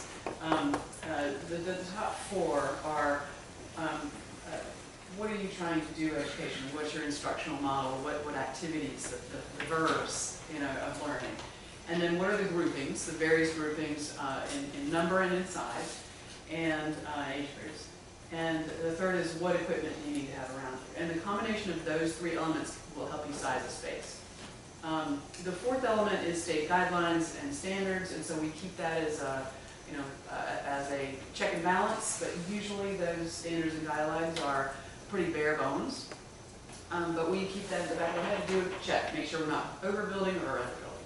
So those are the top 4. Other things are where the community comes into play. How involved would you want the community to be in the buildings? Is there an on-site community health program? Is there after-school programs? Are there opportunities for adult education after hours? But things like that will affect the sizes of spaces. And also current facilities come and weigh into a certain extent. As Russ was saying, if all of your classrooms are 700 and you need them to be 800, that facility will kind of drive, the existing facility might drive the decision to keep with a certain size, but make enhancements elsewhere. So those are sort of the things we're all wrapping into considering these, the benchmarks that we're using. So there's lots of checks and balances kind of built into that. The considerations that we know we need to accommodate with the master plan are certainly your enrollments. We know what enrollment numbers are being projected, and those are not exact science either, but they're out there as something to look for. We're looking at curriculum and instruction. We're looking at community facilities. We're also looking at the future-proofing idea, which the issue of how do we make this fit like a mitten, not like a glove, so you have wiggle room in there to change any of these other parameters. And then how do we make it an inspirational environment? So that will have some facial implications as well. So we take that, what you're aspiring to be, and we overlay that on the technical assessments that are being done. So if we see there's a problem area with this technical piece of the building, maybe that's prime for doing something that is more, takes more walls out or something, because it could actually solve that and at the same time. And we overlay that onto the school itself, and we compare, we see what we have. So those layers then, collapse onto each other, and what we see is that what we aspire to be and what we have, aren't exactly in alignment. Some of them are like this, and some of them are just like this. So when we see those misalignments, we then know there's some intervention needed, and that could range anywhere from changing out the furniture to knocking down a portion of the building. And so that spectrum is where we then offer you suggestions and ideas of how you could do this, and then we put costs and prices and ideas to it that way, so that you are armed with the defensible decision making that you need to move forward with your master plan. It's interesting, just on the elementary schools where we spent the most time on this today, if we just look at the model program versus some of your buildings, the spaces don't line up exactly, but Glenville and Hamilton Avenue have the same amount of space in the model program, within 3%. So, thoughtful planning, new buildings, not exactly the same type of space, but they've got the space. When we put Dundee or Old Greenwich or Riverside up there's huge gaps providing equivalent experiences. And I think this is something you knew when you hired us. You really, and when you talk about it in your board standards about providing a uniform experience across your district, and this plan will be a tool that you'll be able to. Russ, can you illuminate that? So when you say there's big gaps, I'm having trouble visualizing what a gap would be. Okay, well, this is the very. Because those two buildings you referenced are new, so presumably they were designed with a current thinking, some of it reflecting this, right? I would expect that when you go say that about Glenville. We were relieved that they came out that way. Yeah, okay. So then you're contrasting that with buildings, one built in the late 1950s, early 60s, and then those that were 1930s vintage. So then you'd say, oh, well, they're gapped. I go, okay, I would expect that. But I wasn't sure I don't want to presume what you mean when you say that. Well, it's about net usable square footage. Okay, net usable square We're footage. doing this in detailed spreadsheets. We have a physical space inventory where there's a row on a spreadsheet in our office for every room in your school district. Every storage room, every toilet room, every classroom. And the model program says, well, you should have private toilet rooms in pre-K. The draft model program. Right, It's that we're working. still working. And we add up all the net usable square footage in a model program for maybe a 3-section elementary, and it comes up to something like 42,000 net square feet. Something formulated. Yep, it's very detailed. And then we look at the net usable square footage in Dundee and say, well, that is a 4-section elementary, but it only has 30,000. Yeah, it's tight. And that's where we see these gaps, and we're going to be able to show you that in a very granular way. I wasn't sure if you meant, the reason I'm asking is I wasn't sure if you meant that. Another example would be our educational delivery model currently is one that is common grade level classrooms, lots of wraparound staff for pullout, for special speech, whatever, right?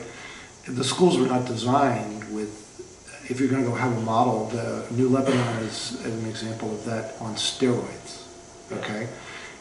And lots of supplemental staff, because that's the profile of the kid that we have there. The kid profile drives it. But there is insufficient small space to really do that, right? Probably the most common problem with factory model schools. Is it? Yes, no small group space. Amy shared a great insight today when you shared it about special ed and when our buildings were built. I thought that was just a great insight. Sure. When our buildings were built, the special, because with special There wasn't needs, such a thing. weren't even allowed to Yes, even in that's the right. schools. That's right. Yeah. So now we're finding storage rooms and closets and boiler rooms. We've changed systems so the boiler, and we're putting students with special needs. And you have a great inclusion model, but that then puts more pressure on the size of the class. Sure. Well, that was my question to kind of this, is to the degree do you need from us? But as an example, this model we've had, that we have now, that we've implemented K-5 everywhere, you know, we've never discussed really changing that model. But it seems to me that becomes a critical design criteria, right? You have to know from us, you're gonna keep doing that? Or by the way, are you gonna go to something completely different? And to what degree does personalized learning, I mean, my question would be, is that stuff you guys don't need to know because you know what's going on in education, you've anticipated all that? Or are the decisions that we need to render explicit Well, to move the process along? we feel that you have already told us that you're a K-5, 6, 8, 9, 12 district. But if you're not, tell us, because we're not exploring alternate grade level configurations. But you know, we're a little bit more regionally based here, and I can say that that is by far the most common grade level configuration in the Northeast. We are working with Yonkers Public Schools that's converted to pre-K 8. But that's a whole different kettle of fish. And so grade level configuration we're taking as a given for this sector. So in terms of special needs and how you address the needs of specials as one of those wild cards, that you might have a strategy now that the philosophy shifts over time. We can talk about what we've seen in some of the shifts in the way special needs students are addressed. And but I think our due diligence is to allow to define a benchmark program that would allow you to modify the way you address special needs over time without changing your building. So, you know, we want to give you a building that is flexible enough to do that. One of the strategies we've used in the past is to sprinkle throughout an entire building a series of small group spaces. That small group space, say it's a 100, 120 square foot space, that could be the size of an office. You could put an administrator or a staff there. It could be a storage room, but it would have glass in it, so you have to keep it tidy. It could be a place where an itinerant pulls a student out, provides 5 minutes of special, and then right back into the class, but it's close to the class, so you don't waste the whole 10 minutes of getting to the central office with that kiddo. They're only out for that 5. You know, so we sprinkle those around. There will be a use for them. And similar to the classroom size issue, when we do the real capacity of a building like a Dundee or a Riverside, we're going to provide all those small group spaces, even if they displace full-size classrooms, and tell you if you had everything you need to have, this is what the building would really hold. Because if you don't do it that way, you're basically just going to plan them out of existence, and you'll still be teaching at Baldwin's. Ms. Harris? A question for our superintendent, but before that, I'm just wondering if there's any more to this presentation, because I could use a little more light.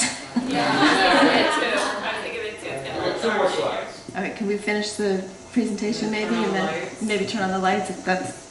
We're not prepared to talk about costs as they pertain to your project, but we wanted to introduce one concept for benchmarking costs, because we know everyone is concerned about, are you overspending, are you underspending?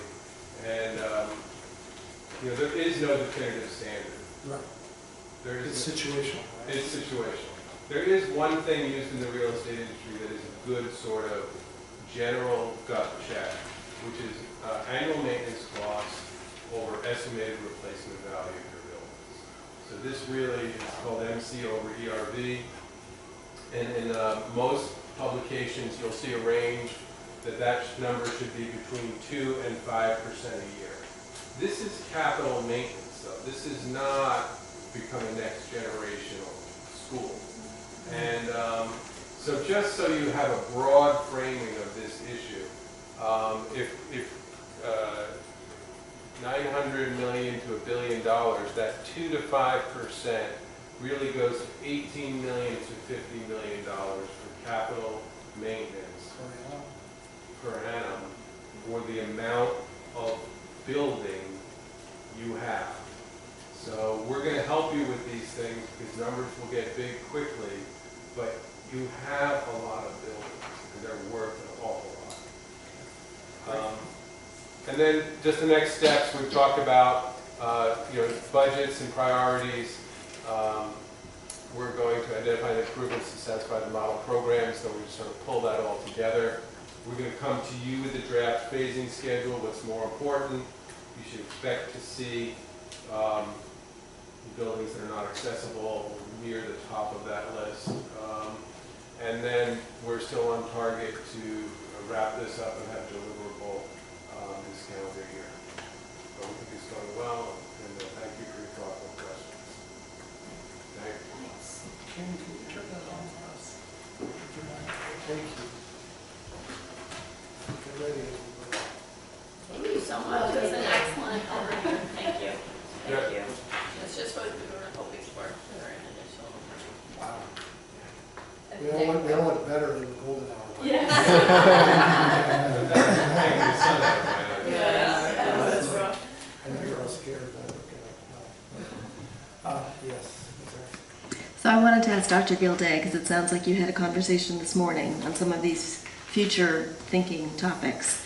And I wonder if there's anything as a board we need to be thinking about in terms of programming or something that's a little out of the box from what we're doing, just to start getting our arms around it. I think the wonderful idea that Russ and Amy suggested is within 20, 25 miles, there are some places we can go see. And I think when you see those places, you may see some of the programming options that might be available that we don't really think about now. But we talked a lot about with personalized learning, what kinds of spaces would be helpful. Some of those flexible spaces that you saw visualized, small group, large group, that was a big piece of what would be helpful. We talked a lot about community engagement, community input, community space. That was helpful. If I could just add, there's a lot that you're doing a little bit here and a little bit there that needs to just sort of be uniform. The elementary schools include maker spaces. You have a 5th grade science program. You have it in some places. So a lot of this is about taking your good ideas and making them uniform. Do you have a space where a grade level can get together for a collaboration event at middle schools? These are things that probably will appear in your model program and ed specs. But when push comes to shove and cost, the final decision may be that's a nice to have, not a must have. So those are, and then I would also say some of the things that you experience at Glendale, we have these little breakout spaces, these commons outside classrooms. We're going to program them in. They may not actually be able to be achieved in some of the older buildings the way they lay out. But I would say those are some of the issues. The other one is that you don't have buildings that break down cleanly as a 2-section, 3-section, 4-section. You've got an extra section here or an extra section there. So we need to acknowledge that and program in these flex rooms that we know are going to change function from year to year.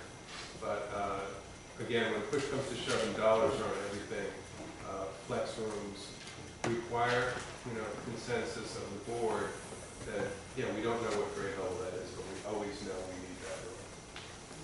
I would say in response to what might be part of a conversation is that you mentioned grade configurations on talking to you, but I appreciate it, is continuum, the K-12, pre-K-12 continuum. What do the middle schooler adults expect the elementaries to be able to do when they get there? And what can we do in the elementary? So how do we make those segues and make it more of a continuum versus a pre-K 5, 6, 8? Then it's more about what you're doing with them there as opposed to where the line is and where the transition is. Okay, Tom, just so you have your hand up. You completely formulated this question, and I will say in our defense, I think some of asking the weeds questions is also to get a sense of how you guys think and how you're answering them. It gives me a lot more faith in the great work that you guys seem to be doing. One of the things we've talked a lot about is the smaller spaces, and then you've also mentioned that sort of opportunity to open space up. When we talk about blended learning and potentially bringing in other kinds of setups that we may have in the future, and some of which I'm sure we're not even close to imagining. But what about bigger spaces, and are there good ways to be able to have bigger spaces that can be made temporarily smaller? I mean, I cringe when I think of the, you know, sliding walls, but are there ways that we can do this, and how do you create a space that you can open up again in a way that's sort of functional, and how does that get incorporated as well as the smaller spaces that you're talking about? Absolutely, and it could be that there's a one and the same kind of solution. You know, it's the larger space that can also become a series of smaller spaces. So the conversation needs to come into what is the flexibility of a large space as well, and we say a large group instruction or a student commons or any of those bigger spaces still need to be articulated. And just when you say there's, you know, 2,000 or 4,000 square feet, it's not just 4,000 square feet. It's, well, what are you doing there and where and how? And, you know, there's a lot more to consider when you get, you know, past the master planning stage and into the weeds. But we designed a lot of these spaces, and folding walls are back. And they function. And they're good. And they're really good. And I would love to show you JFK Elementary. In addition, we did to a 1963 building that's finishing up right now, also in Brewster. 6 classroom addition. So the classrooms are all at an angle so that the sloping roofs face south for solar panels. They have patios outside each room, with an outside door. They have little triangular breakout spaces with a folding glass wall that opens to them in the corridor. The classrooms across the corridor are not at an angle, but they have a big folding partition, and they all have their outside patios and outside doors. Not really big, expensive moves. I mean, there's actually no ceilings in these rooms. They're framed in wood with exposed metal deck and exposed ductwork. You don't need to spend money on that. You know, we can get acoustically rated folding partitions that function very well. We can get folding glass walls with insulated glass that feel airtight. So that same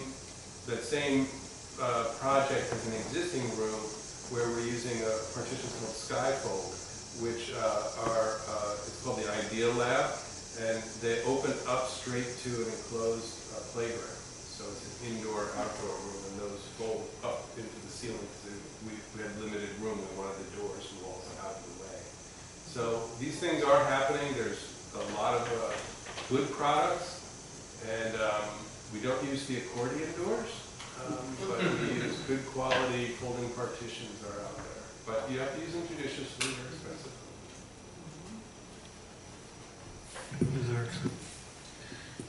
A lot of what we're seeing here, you know, those of us who've been on multiple college tours, it's like higher ed is coming down to our level, and I think that's all positive. I wanted to clarify that part of the charge of your work includes the outdoor space, the athletic facilities, maybe the curb appeal, playscapes, because I think when we look at the appeal of our schools, it's all of the above. So I just wanted to clarify, is that part of the equation that you're looking at? We're all in. Yes, we have the other Amy Winberg in our office, who's a landscape architect.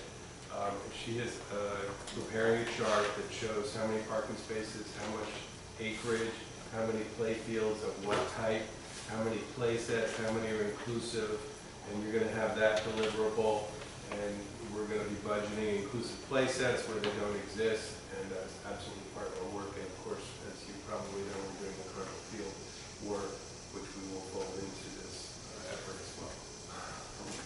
Is your question different than that? Okay, 1 second. But going back to Laura's point, when will we see that outdoor assessment? Next time we get together. Okay, thanks. Ms. O'Neill?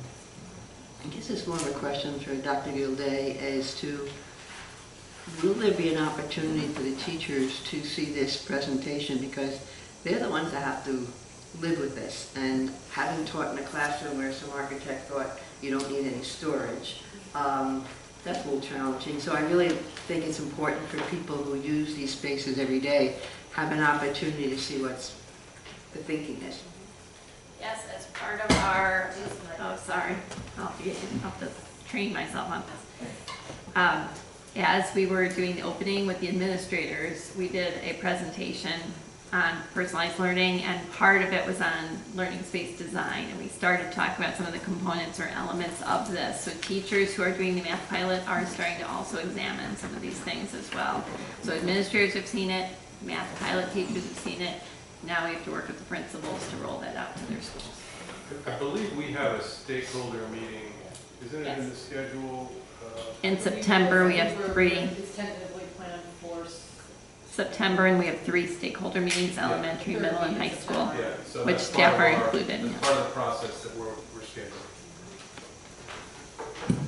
I think one of the things that I also haven't, that didn't come into the picture tonight is that there are opportunities for the building to actually be a teaching tool. And when you mentioned exposed ceilings, things like that, where a student could look up and maybe see, a truss where there's the difference between tension and compression, or ducts, or wiring, this is where electricity, how it gets to my device. Those kinds of things that I think are part of that next gen learning, where it brings that authenticity, from the environment to the learning experience. Mr. Bernstein. So I guess we're talking about the flexibility of the physical space, but within each classroom, I mean, we've already got some teachers in the district that are experimenting with couches, stand-up desks, such as yoga balls. What are we taking from that? This isn't meant to be one size fits all, but are we going to say these are 4 models that we think might work, or these are several different options and the teachers will all say what they would like to see?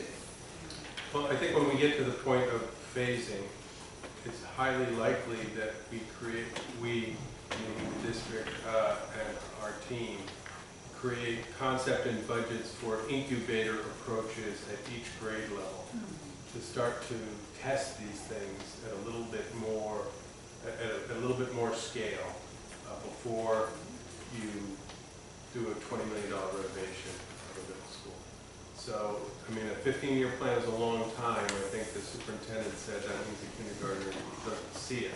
And so we need to find quick wins and ways to sort of test a lot of these ideas to make sure that it's the right thing to do. We've seen those incubator classrooms go into a district, you're planning a full-scale renovation. Let's do a test classroom, let's test it out.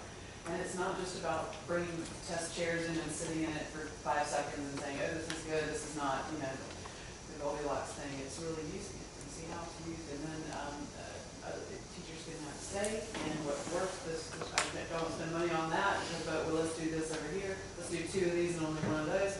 Those wheels on chairs actually aren't so bad. It's like, whatever it is that you have with your lessons learned. And that's something you can start now. I would imagine that there would be furniture manufacturers that would be interested in helping you out with that because of the potential of getting, Well, and also, the reason the facilities assessment work is going forward, it might be a good thing to do to put some of those incubators in year 1, along with some of your necessary infrastructure work, because you'll actually be building support for your own future funding.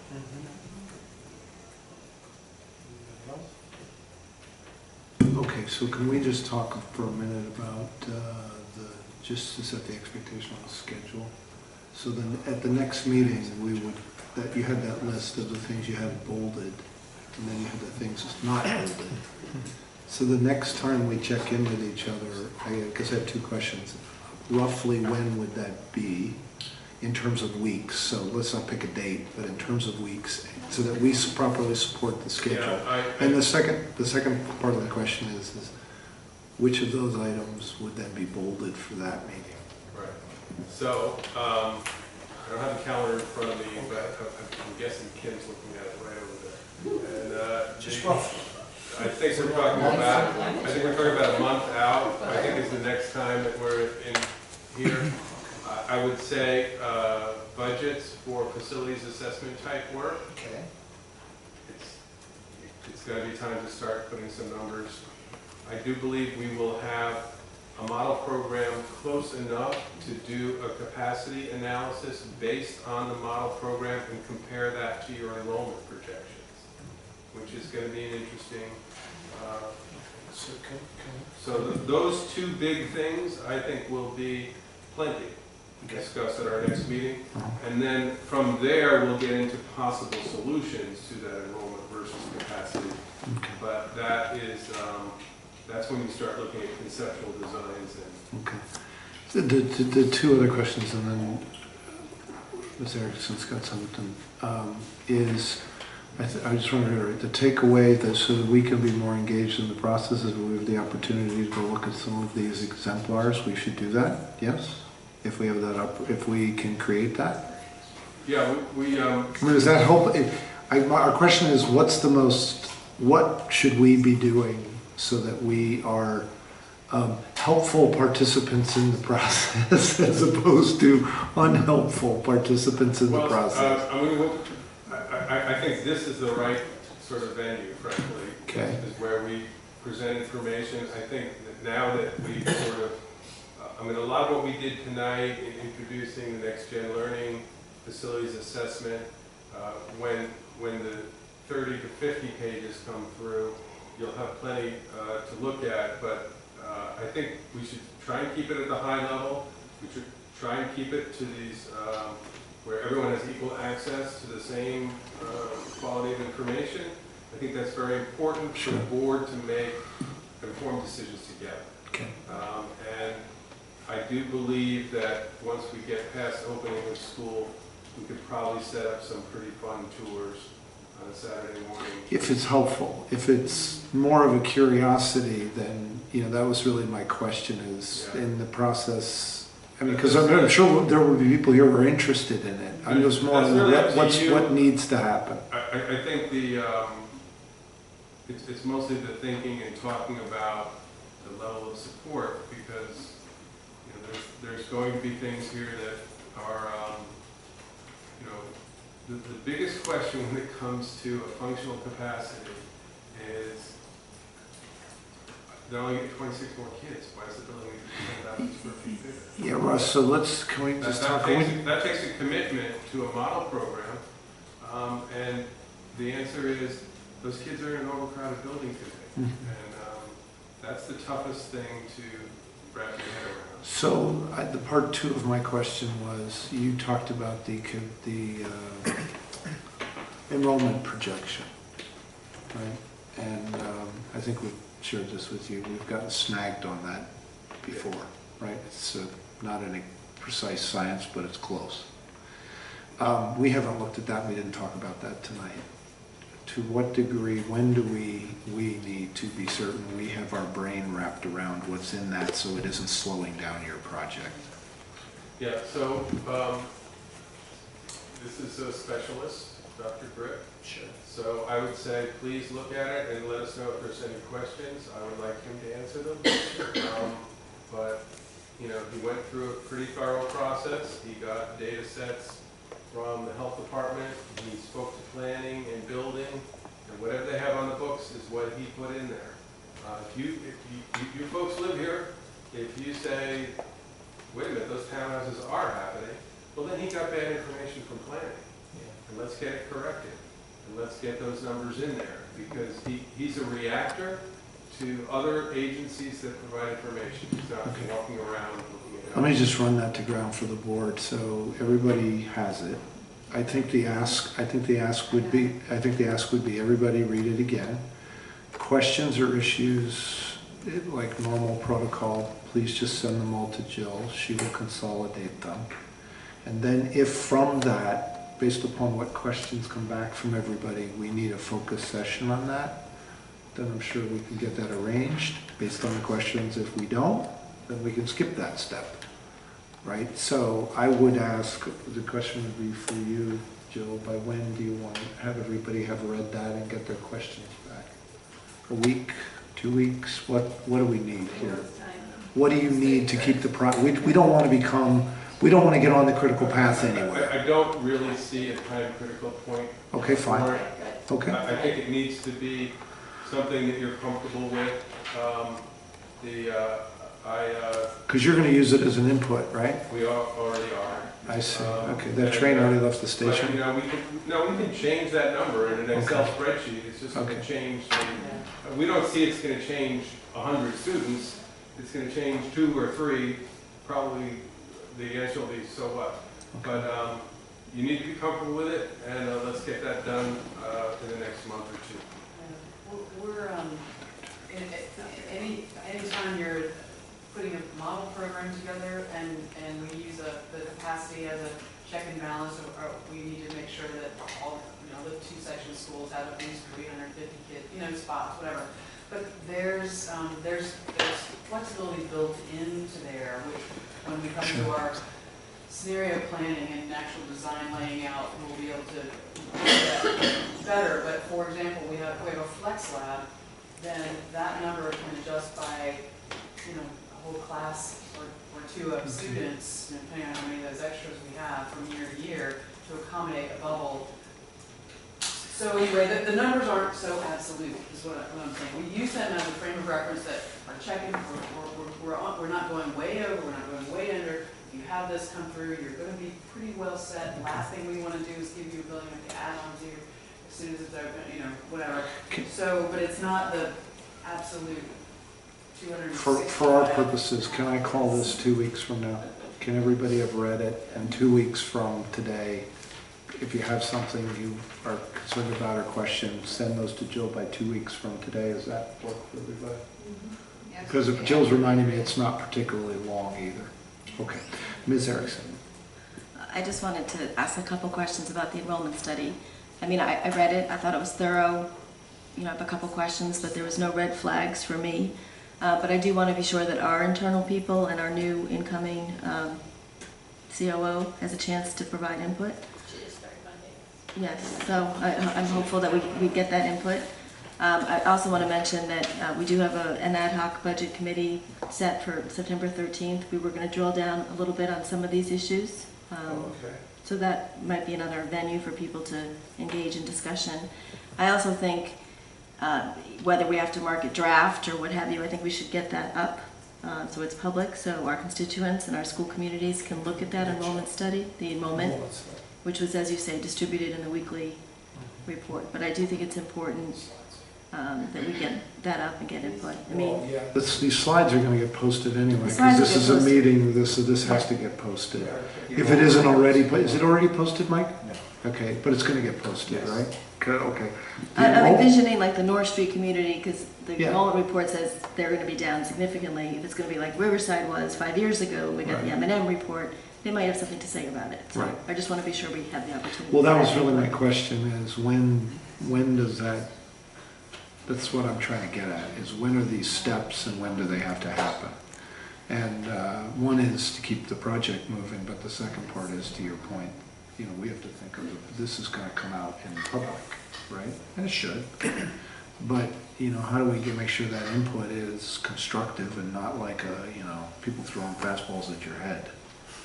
So maybe we add it as a written report to the work session agenda, at least so it's out there? That may be an idea. Okay. Because we also have enrollment coming at the end of October. It's our normal standard enrollment report.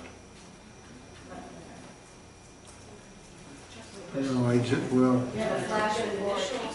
flash report at the end of September.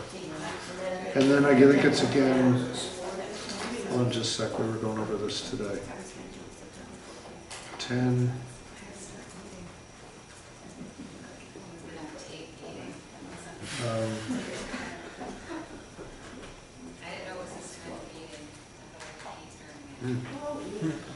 Kim, my eyeballs aren't working. Enrollment. Enrollment should be the first. The flash is at the end of September. When's the next one? The regular enrollment report, I believe, is October. Yeah, I thought it was the end of October, but Laura seemed to think maybe we put it in I think we November. pushed it back because of Here, the I can't read that because I don't have glasses. Can somebody read that and tell me? Last year we Yeah, I did have a work session in November. The enrollment is on November 2nd. November 2. Okay, so it's going to be November 2. Okay, anyway, we'll fit those two together. Okay. Anything else? I just wanted to add one thing, is that here keep building up in this room, that this building has been added to our facilities assessment report, and we will also be reporting on infrastructure and program issues here. And several pages. Yeah. Okay. We'll play a little catch up there. There's a little bit of a hiccup. Okay. we'll get to it. All right, Ms. Hicks? I hate to bring this up, but I'm just from a policy standpoint, is there anything we should be looking at to refresh our policies? And I guess I'll ask Ms. O'Neill that. Is there anything that we I don't think until you get to the spec, you don't know what you're shooting at, right? Well, I think the master plan will have a lot of recommendations, Right. including a model program and outline ed spec. And it's fairly typical that we see boards formally accept a master plan. They don't agree to fund it, but I do believe that when we get near the end of the process, you probably will be formally accepting parts of that, which then you can decide if it becomes policy. I wouldn't do that before the plan. Ms. Aiden? Crazy question, just occurred to me. We all know, based on research, what the detrimental effects are of overcrowding in a school. Is there anything on overcapacity in a school that we need to be aware of? I think Amy and I could send you some reference articles. There's a lot out there on space, and it's an important issue. I think it's also, when you're touring schools, as well as looking at some of this research, there's, the next gen schools are being developed. And while we have moments and images of great spaces that we can say, one office one has a great this or that one has a great that, there's not a lot of research out there on what if you're doing multi-age, what if you're doing various size groupings and it's not the class of students and they're always there, what if, and so, it's going to be a little bit hard to back up all the things that we're trying to do because it just hasn't been around long enough. Even to the extent when you're going to tour schools, and we have great schools to tour in the area, think about, anything that you're seeing, if it's open now, then it was under construction, say, 2 years ago, planning or designed 2 years for that, and then planning 2 years for that. And then your buildings might be addressed in another 10, you're already talking about a 10 to 15 year delta. So, look at it with the filter of pieces and parts, not a totality, and what you think might be a long-term solution for you, not, I think Russ and I talked about that in the first meeting when I met him, and we were going through the book, and all of the ones I picked out, Russ said, what? All our 10-year-old projects. I didn't, right? But I picked out the ones that I liked were the ones that were the last 6 months. So I think we do have an eye for what is current. Yeah, it is a really good point, and that's why the loose fit is important. Well, thank you. Ms. O'Neill? I just want to ask one question. Did this study include the building that's on the JC property, that we the adult sped courses now? Building, I do not believe the little building was in there. Really? Really? It's not a school, right? Yeah, well, It's used for a program. Right. And we should have a plan for it. yeah. Okay. We'll tell you about it. Any more? Any more? Okay. Can I have a motion? Second. All those in favor? 7-0. 8 o'clock. Thank you very much. Appreciate it.